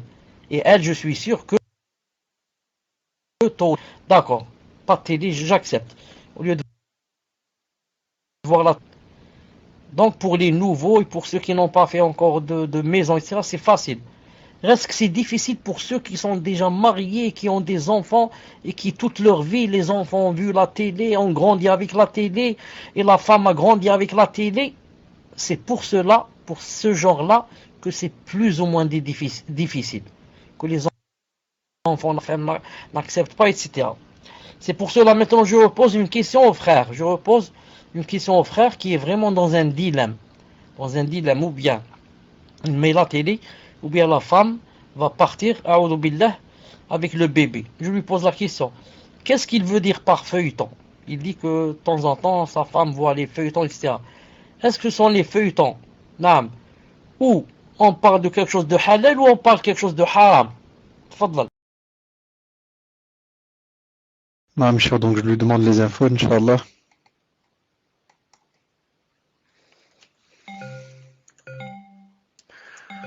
Donc, Akhi Abou Ismail, dis-nous, Inch'Allah, de quel genre de feuilleton il s'agit, Inch'Allah. Des feuilletons d'amour, cher, d'amour et autres. Et il y a des choses haram avec de la musique. Tfadal, cher. Naam, puisque c'est des choses comme ça, il ne doit pas accepter. Puisque c'est des choses comme ça, Allah subhanahu wa ta'ala, préservera le bébé. Allah subhanahu wa ta'ala préservera le bébé. Ensuite, il va grandir, et chez le père, un peu chez la mère. Ensuite, il sera vraiment grand et il pourra suivre le chemin de son âme. Qu'il fasse d'abord le rappel à la femme. Qu'il lui dise, voilà, si tu es sûr que tu ne vas voir que le halal, des documentaires, des reportages, des montagnes, des cieux, de la terre, des animaux, d'accord. Et si c'est j'achète une chose de haram, quitte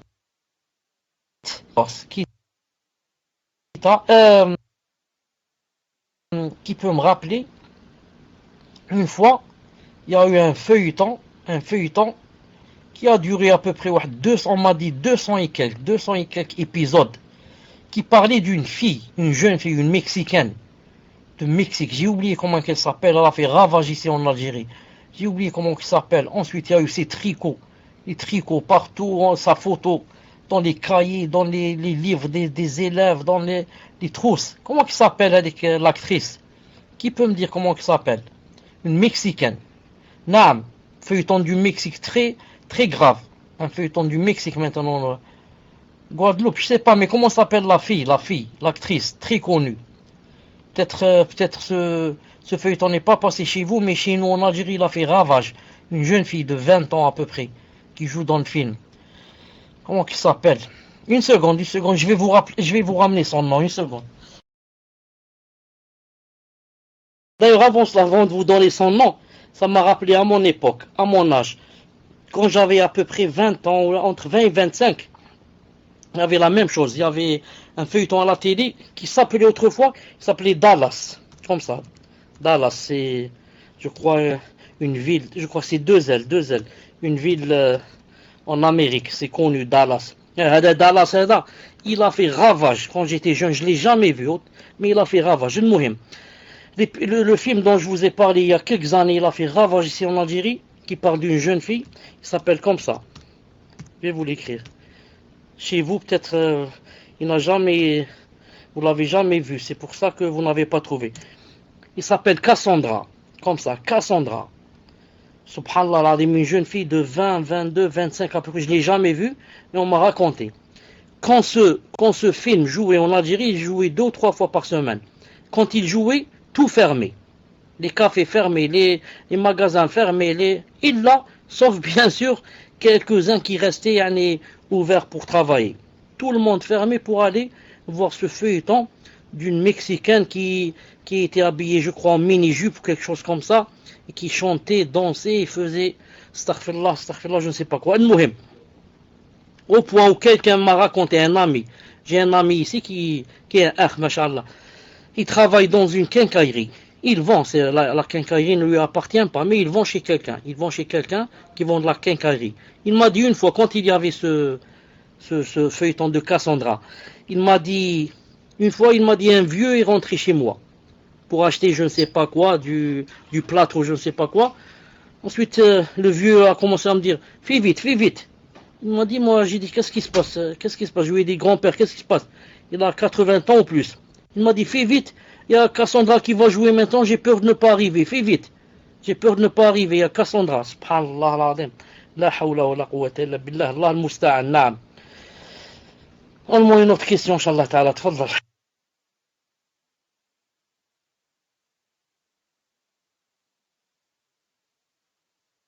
Je profite ici peu, il y a une fatwa de Cheikh Ibn Uthaymin rahimahullah qui divise la télé en 3. La télé, il y a ce qui est halal, il y a ce qui est haram, et il y a ce qui est au milieu. Il dit ce qui est comme les doros, les animaux, il a dit ce qui est haram, c'est haram de le voir. Et ce qui est au milieu, contient pas de haram, mais de la perte du temps, il a dit il vaut mieux s'en éloigner. Mais moi je dis, le meilleur de nous, c'est celui qui n'a pas la télé. Le meilleur de nous, c'est qui dit comme ça, même si moi je l'ai, je dis le meilleur d'entre nous, c'est celui qui ne l'a pas. Naam. Tfaddal. Question suivante, question d'une sœur. Assalamu alaikum wa rahmatullahi wa barakatuh, cher. Qu'Allah vous récompense pour tout ce savoir que vous nous transmettez. J'aimerais savoir le statut de l'aumône donnée à un non-musulman dans différents cas. Lorsqu'elle est donnée à un proche, parent non-croyant, est-ce illicite? Lorsqu'elle est donnée à un pauvre dans la rue dont on devine un mauvais comportement, comme le fait qu'il boit de l'alcool. Lorsqu'elle est donnée à des non-musulmans, alors que rien ne laisse deviner dans son apparence ou dans mon apparence que je suis musulmane. Par exemple, si la sœur n'est pas voilée ou que le frère ne porte pas la sunna. Barakallahu fikum. Donc je vous copie-colle les différents cas, cher. Je pense pas que vous allez tout retenir. Tfadal, cher. Wa alaykoum salam wa rahmatullahi wa barakatuh. Donc, si on donne la zakat, si on donne l'aumône à un non-musulman et on lui a donné parce qu'il est parent, c'est permis car on lui a donné car il est parent et non pas non-croyant. Car quand on a un parent qui est dans la nécessité, on a quoi? Il a deux droits envers nous, le fait d'être proche et le fait d'être dans la nécessité. Donc si on la donne à un parent, même s'il est non-croyant et qu'il est dans la nécessité, on a fait deux choses bid'Allah ta'ala. À condition que ce non-croyant ne soit pas en guerre contre les musulmans, comme disent les savants. Ils disent qu'il ne soit pas quelqu'un qui fasse la guerre à l'islam et aux musulmans. Ensuite, pour le deuxième cas, lorsqu'elle est donnée à des non-musulmans, lorsqu'elle est donnée à un pauvre dans la rue dont on devine un mauvais comportement, comme le fait qu'il boit de l'alcool, et lorsqu'elle est donnée, quand on la donne à quelqu'un qui boit de l'alcool, de préférence on lui donne pas. Pourquoi? Car on ne sait pas qu'est-ce qu'il va faire avec et que peut-être il va boire de l'alcool avec, surtout si c'est un alcoolique. Ou alors si c'est un drogué. C'est sûr qu'il va la prendre pour aller quoi? Se droguer. Mais si par contre, on la donne à sa famille, ça se fait. Ou alors on lui achète des choses pour qu'il donne à sa famille. On lui achète un peu de ravitaillement, un peu de viande, un peu. Comme ça, oui. Mais la lui donner comme ça, et on n'est pas sûr qu'est-ce qu'il va faire avec, surtout qu'il est connu pour être quelqu'un qui boit de l'alcool et qui drogue, il vaut mieux ne pas lui donner bi'idhnillahi ta'ala. Et la troisième, il a dit dans le troisième cas, je suis musulman, donné à des non-musulmans alors que rien ne se devenu dans mon approche, je suis musulman. Par exemple, si la sœur n'est pas voilée, que le frère ne porte pas la sunna, j'ai pas compris. Parce qu'il y a un pauvre dans la rue dont on devine un mauvais comportement. Allah ikhlas. Et lorsqu'elle est donnée à des non-musulmans, alors que rien ne laisse deviner dans son apparence que je suis musulman ou pas. Nous, quand on veut donner l'aumône, on essaie, Inch'Allah ta'ala, de faire des efforts pour la placer dans la main convenable. Vous m'entendez? On essaie de faire des efforts pour la placer dans la main convenable. Si on a fait des efforts pour la placer dans la main convenable, et elle est tombée dans une mauvaise main, Allah Ta'ala nous donne la récompense, comme le hadith que vous connaissez, celui qui a donné la zakat à une fornicatrice, celui qui a donné la zakat à un voleur, et celui qui a donné la zakat à un riche. Et Allah Ta'ala a accepté, il a dit, peut-être que le riche va méditer, il va dire comment, les pauvres maintenant me donnent, et la fornicatrice peut-être qu'elle va arrêter, et le voleur peut-être que lui aussi il va arrêter de voler. Mais on fait des efforts pour la donner à quelqu'un qui apparemment la mérite bi'idhnillahi ta'ala. Naam, tfadlan. Question suivante, question d'un frère. Assalamu alaikum, cher. Qu'Allah vous accorde le Firdaus, ainsi qu'aux admins et aux frères et sœurs présents. Amin. Une vidéo circule sur Internet montrant un frère reconverti faisant le tasbih en prenant un mouton pour le calmer avant l'immolation. Existe-t-il une sunna de ce type ou est-ce une innovation? Barakallahu fikum, jazakumullahu khairan, ainsi qu'aux admins. Et cher, j'aimerais juste rajouter dans cette question, certaines personnes, après avoir immolé la bête, posent le couteau sur le mouton et ils disent qu'en posant le couteau, il ne bougera plus. Est-ce que ça fait partie du shirk que de donner un pouvoir à un couteau tel que cela. Tfadal Cheikh. J'ai entendu ta question, par contre je n'ai pas entendu la première. Celle de la vidéo qui circule, etc. J'ai pas entendu qu'est-ce qu'il y a dans la vidéo. Tfadal. Une vidéo circule sur internet montrant un frère reconverti faisant le tasbih en prenant un mouton pour le calmer avant l'immolation. Existe-t-il une sunna de ce type ou est-ce une innovation? Tfadal Cheikh. Est-ce que tu veux dire que avant de l'égorger, il a commencé à dire Subhanallah, Subhanallah, Subhanallah? Il a commencé à dire Subhanallah, Subhanallah, Subhanallah. Est-ce que c'est ça? Muslim, j'attends ta réponse. J'ai ouvert le PV au frère. J'attends qu'il me réponde, Inch'Allah, au PV.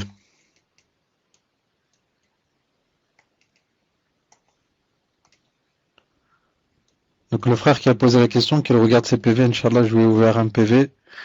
Wa alaykoum salam wa rahmatullahi wa barakatuh. Naam, c'est bien ça, cher. C'est bien ça, il confirme. Tfadal, cher. Non, il n'y a pas ça dans la sunna. S'il fait ça en croyant que va faire croire aux gens que avant d'immoler, on doit dire Subhanallah, Subhanallah, Subhanallah. Il va faire croire aux gens que voilà le din, ce qu'il dit. Avant d'immoler, on dit Subhanallah, Subhanallah, comme ça, le mouton se calme. Alors que ce n'est pas vrai. Il n'y a pas ça dans le din. S'il y avait, le prophète nous l'aurait montré pour comment faire pour calmer un mouton. Quant à après immoler, on pose le couteau sur le mouton, ça aussi, ça rentre dans la bid'a. Ça n'existe pas, ça, dans la sunna, ni dans la charia, ni ça a été prouvé, ni ça a été prouvé dans la réalité, que si on posait le couteau sur lui, il se calmerait, bi'idhnillahi ta'ala.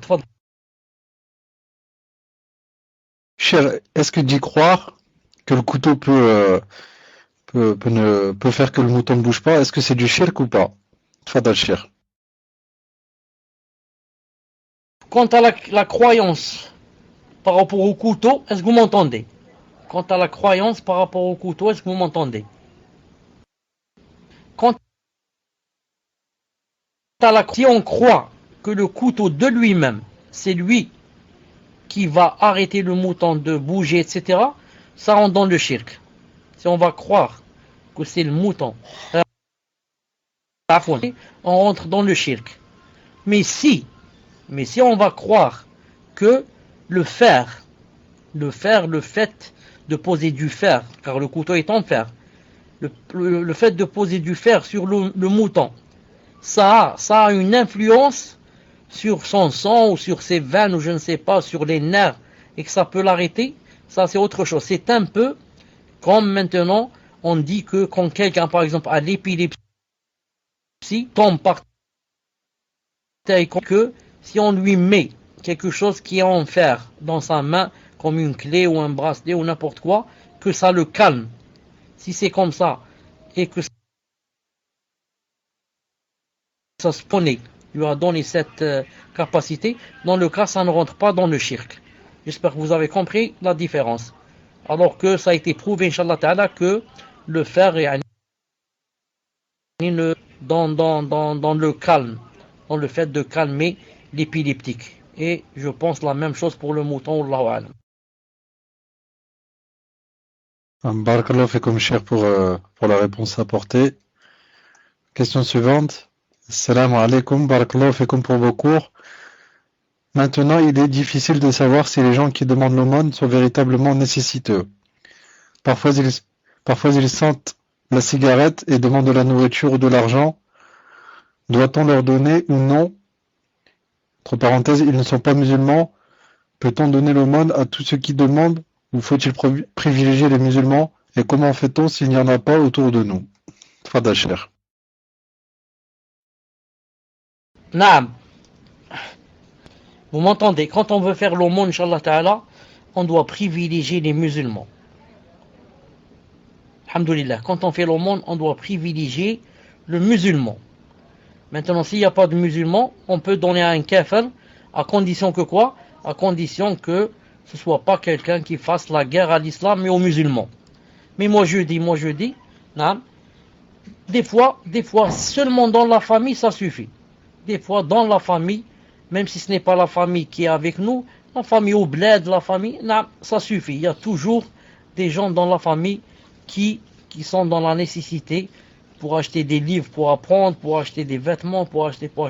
Si on cherchait, je suis sûr que toujours dans la famille, il y a des nécessiteux. Allah subhanahu wa ta'ala alam. Enfin je dis, quand nous, apparemment, on dit cette personne, apparemment, ça me paraît qu'elle mérite l'aumône. Et que je lui donne, ensuite ça y est. Allah ta'ala va t'inscrire la récompense, même si la personne ne mérite pas. Comme dans le hadith de la personne qui a donné à une fornicatrice, à un voleur et à un riche. Allah ta'ala lui a envoyé quelqu'un pour lui dire que alhamdulillah et que ça a été accepté bid'illah.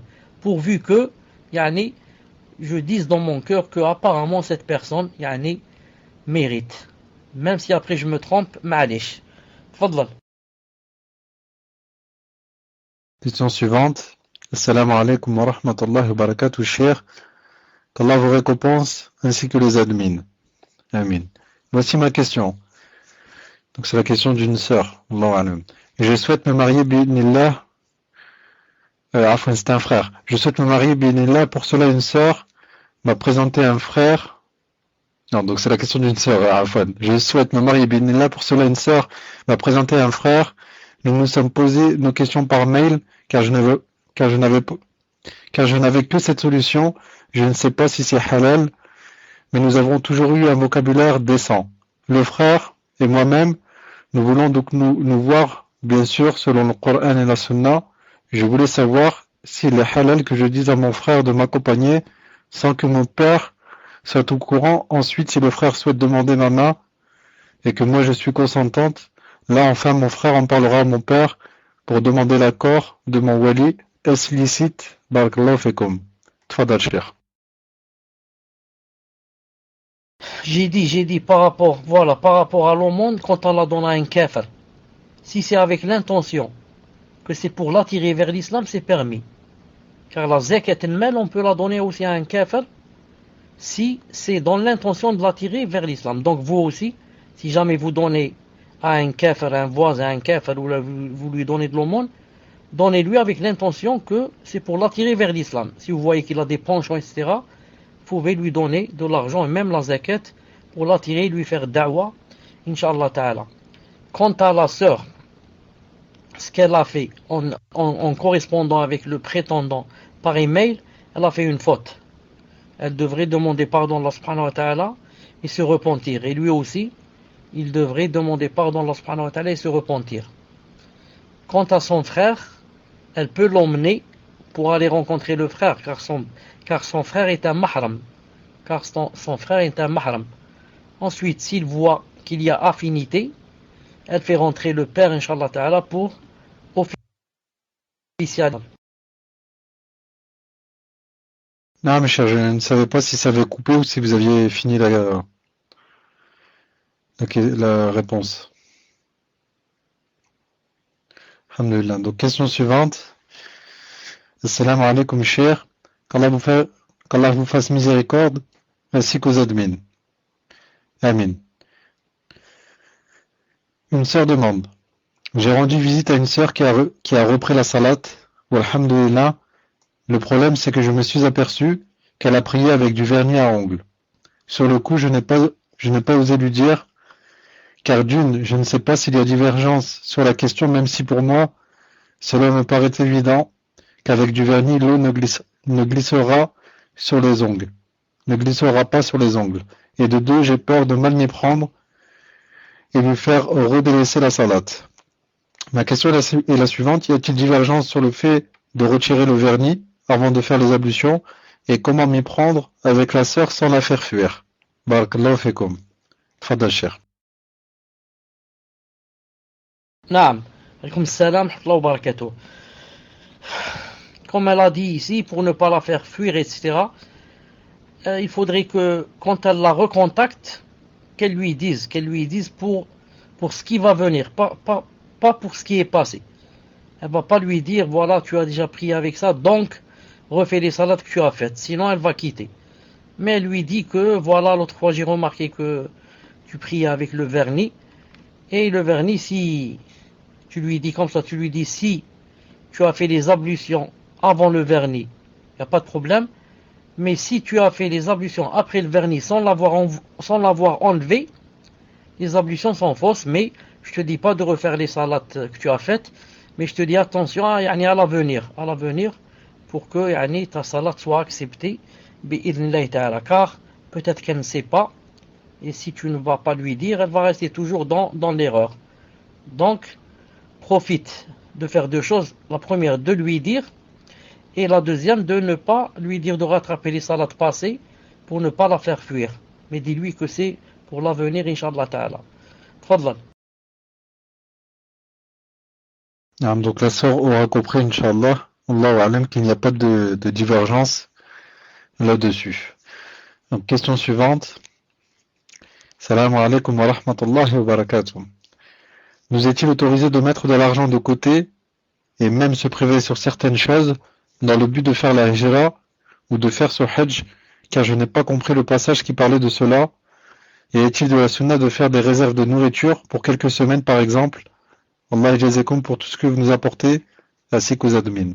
Amin. Tfadal Cheikh. أعد سؤال بارك الله فيك. إذا كان ممكنا أعد سؤال بارك الله فيك. Non, Cheikh, il n'y a pas de problème, Inch'Allah. Donc je répète, salam alaikum wa rahmatullahi wa barakatuh. Nous est-il autorisé de mettre de l'argent de côté et même se priver sur certaines choses dans le but de faire la hijra ou de faire son hajj, car je n'ai pas compris le passage qui parlait de cela? Et est-il de la sunna de faire des réserves de nourriture pour quelques semaines par exemple? Allah jazakum pour tout ce que vous nous apportez ainsi qu'aux admins. Tfadal Cheikh. Naam. C'est permis en islam de faire des provisions, c'est permis aussi de faire des calculs pour l'avenir. Tout que ça ait rapport, cacher un peu d'argent pour faire la hijra, cacher de l'argent pour faire le hajj, cacher de l'argent pour se préserver. Le prophète sallallahu alayhi wa sallam lui-même, il faisait des provisions de date pour une année, quand il vendait les dattiers Khaybar, il crachait pour une année. Moi, ce que je parlais, c'est de ceux qui font, qui exagèrent dans cette chose-là pour la dunya. La dunya, il a peur au point de faire les calculs, il prend de la calculatrice, il doit cacher ceci, faire cela. Le prophète sallallahu alayhi wa sallam a dit à Asma, il lui a dit, le hadith se trouve dans Sahih Bukhari, il lui a dit ne fais pas de calcul, sinon Allah subhanahu wa ta'ala te fera des calculs. Ne fais pas de calcul, sinon Allah ta'ala va te faire des calculs. Comme toi tu fais des calculs pour savoir ce que tu laisses, ce que tu donnes, Allah ta'ala va commencer alors à te faire des calculs et il va te donner avec des, comme on dit, avec des des calculs pour par exemple les pauvres, pour le din, le hajj, etc. Mais comme ça pour manger, pour boire, pour s'habiller, pour ce que je fais demain, ce que je fais après-demain, etc. Non, mais il va se priver, il va lui-même se priver de beaucoup de choses et ne pas manger, ne pas boire et serrer la ceinture. Et peut-être qu'il meurt et il meurt, comme j'ai dit tout à l'heure, en ayant toujours faim. Mais je reviens jeudi, si on cache un peu d'argent pour l'avenir, pour ceci, pour un projet, pour tout cela est permis, je parlais des exagérateurs qui, comme j'ai dit tout à l'heure, pour manger une tablette de chocolat, ils vont faire un plan. Comment je vais faire pour manger une tablette de chocolat. Je voulais dire le hadith de la fois passée sur Wasmo. Le hadith où il est dit que les djinns et les ins entendent. Et est-ce que vous êtes prêts à ce que d'abord avant cela, dites-moi si le frère qui a posé la question dans la tombe, est-ce que les djinns seulement la personne n'est pas là. La personne n'est pas là. Subhanallah al-Azim. C'est ajib qu'elle soit pas là. Et est-ce que la personne qui m'a envoyé le mail, la sœur qui m'a envoyé le mail, qui a à peu près le même problème, est-ce qu'elle est présente? Donne-moi une question le temps de la sœur ou du frère. Tfadal. Ok, cher. Donc, je vous donne la question suivante. Question d'un frère. Assalamu alaikum wa rahmatullahi wa barakatuh. Cher, je voudrais savoir s'il faut les ablutions pour toucher et lire le Coran quand il est en français et en arabe. Peut-on dire que c'est un mushaf? Barakallahu fikum. Tfadal, cher. Naam, j'ai dit que le mushaf c'est seulement en arabe. C'est pour ça que le mushaf, le Coran, c'est interdit d'écrire sur lui même des choses qui ont rapport avec le din. Par exemple, il y a un mot que tu comprends pas. Par exemple, je ne sais pas, Qul huwa Allahu ahad, Allahu samad. Samad, qu'est-ce que ça veut dire? Ça veut dire celui envers lequel yani, on va lorsqu'on a des besoins. Tu peux pas, par exemple, écrire devant samad, yani, celui envers lequel on va quand on a besoin, etc. Tu peux pas dans le Coran. On ne doit laisser que le Coran. C'est pour ça que maintenant, quand c'est arabe et en français, il n'a plus le titre de Coran. Le Cheikh Ibn Uthaymin a dit, on voit qu'est-ce qu'il y a de plus dans ce livre arabe-français. Est-ce qu'il y a le Coran qui est plus ou la traduction? Yani, je ne sais pas si vous comprenez, yani, il y a plus en français dans le livre ou plus en arabe. Il a dit, s'il y a plus en français, on doit dire que celui-là, c'est un livre yani, de français, même s'il contient de l'arabe. S'il y a plus d'arabe, on dit c'est un livre d'arabe. Donc je dis, Allahu alam, pour le Coran qui est arabe-français, le mieux serait d'être dans les ablutions, mais ce n'est pas une obligation. Ce n'est pas une obligation. Pourquoi? Car c'est pas un mushaf. Mais si quelqu'un comme ça voudrait faire par exemple le tayammum comme ça, sur la faïence ou sur le mur ou la juste, et s'essuyer le visage et les mains pour le lire, Inch'Allah ta'ala, qu'il n'y aura pas de problème. Tfadlal. Non, par contre, cher, si la personne prend le Coran arabe-français avec l'intention de le lire uniquement en arabe, est-ce que ça change ou pas, selon l'intention? Tfadal, cher. Oui, ça change selon l'intention parce que dans ce cas, ce livre-là contient tout le Coran. C'est ça le problème. Tout ce qu'il y a dans le Coran, il y a dans ce livre. C'est ça la différence entre un livre qui contient seulement quelques versets expliqués en français et un livre qui contient tout le Coran. Donc tout le Coran est là devant toi dans ce livre. Vous avez compris? Même s'il y a à droite ou à gauche, il y a le français, mais il y a tout le Coran. C'est ça le problème. C'est pour ça que, comme j'ai dit tout à l'heure, si quelqu'un voulait yani, faire les ablutions, ou du moins le tayammum, il sortirait, Inch'Allah Ta'ala, des ikhtilaf. On a de réponse pour la frère et le sœur. La sœur et le frère. Naam, Akh Mohamed ou Ibn Mustafa, est-ce que la personne qui a envoyé le mail au cheikh s'était manifestée ou pas? Donc les autres personnes, on leur demande pas d'aller voir le frère. On demande uniquement à la personne qui a envoyé le mail au cheikh, est-elle présente ou est-elle absente? Si elle est présente, qu'elle se manifeste. Si elle ne se manifeste pas, c'est qu'elle est absente. Naam, cheikh, donc a priori, elle n'est pas là. Donc ni la personne qui vous a envoyé le mail, ni l'autre personne qui était venue me voir en PV et qui m'avait donc laissé cette question. Tfadal, cher. Ok, alors Inch'Allah Ta'ala, on va arrêter là. On va arrêter ici, bi'idhnillah subhanahu wa ta'ala. Car déjà il est 23h et quelques. Qu'est-ce que tu dis, Akh Mohamed? Elle est là. Akh Mohamed, elle est ici. طيب. Maintenant je me demande, est-ce que je vais parler de ça? Maintenant je vais laisser pour... aujourd'hui c'est quoi? Confirme-moi, Muslim, c'est mercredi ou samedi aujourd'hui? Confirme-moi. C'est mercredi. jeudi, vendredi, samedi. Non, je crois que, Wallahu a'lam, je crois que je vais laisser pour samedi, car ce que je veux dire, c'est un peu long. C'est un peu long. Et moi, le problème, c'est que j'ai oublié, j'ai laissé jusqu'à la fin. J'ai oublié et j'ai laissé jusqu'à la fin. Ensuite, autre chose. Ce que je veux dire, il y a une partie de ce que je veux dire qui se trouve enregistrée sur mon téléphone. Sur mon téléphone, je devais vous faire écouter quelque chose de mon téléphone qui a rapport avec ce que je voulais dire. Un passage comme ça. Et maintenant, mon téléphone n'est pas avec moi. Mon téléphone n'est pas avec moi. Yani, on est en train de s'en servir. Yani, on est en train de s'en servir. Donc même, c'est mieux, Inch'Allah Ta'ala, samedi.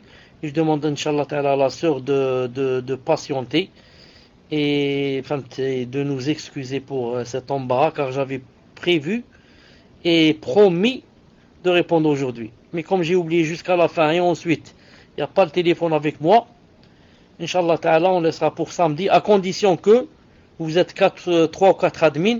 Je vous demande, Inch'Allah Ta'ala, dès que je commence les questions-réponses, de m'en faire, Inch'Allah Ta'ala, part, pour ne pas oublier, bi'idnillahi Ta'ala. Inch'Allah Ta'ala. سبحانك اللهم وبحمدك أشهد أن لا إله إلا أنت أستغفرك وأتوب إليك. À samedi, Inch'Allah. Assalamu alaikum wa rahmatullahi wa barakatuh.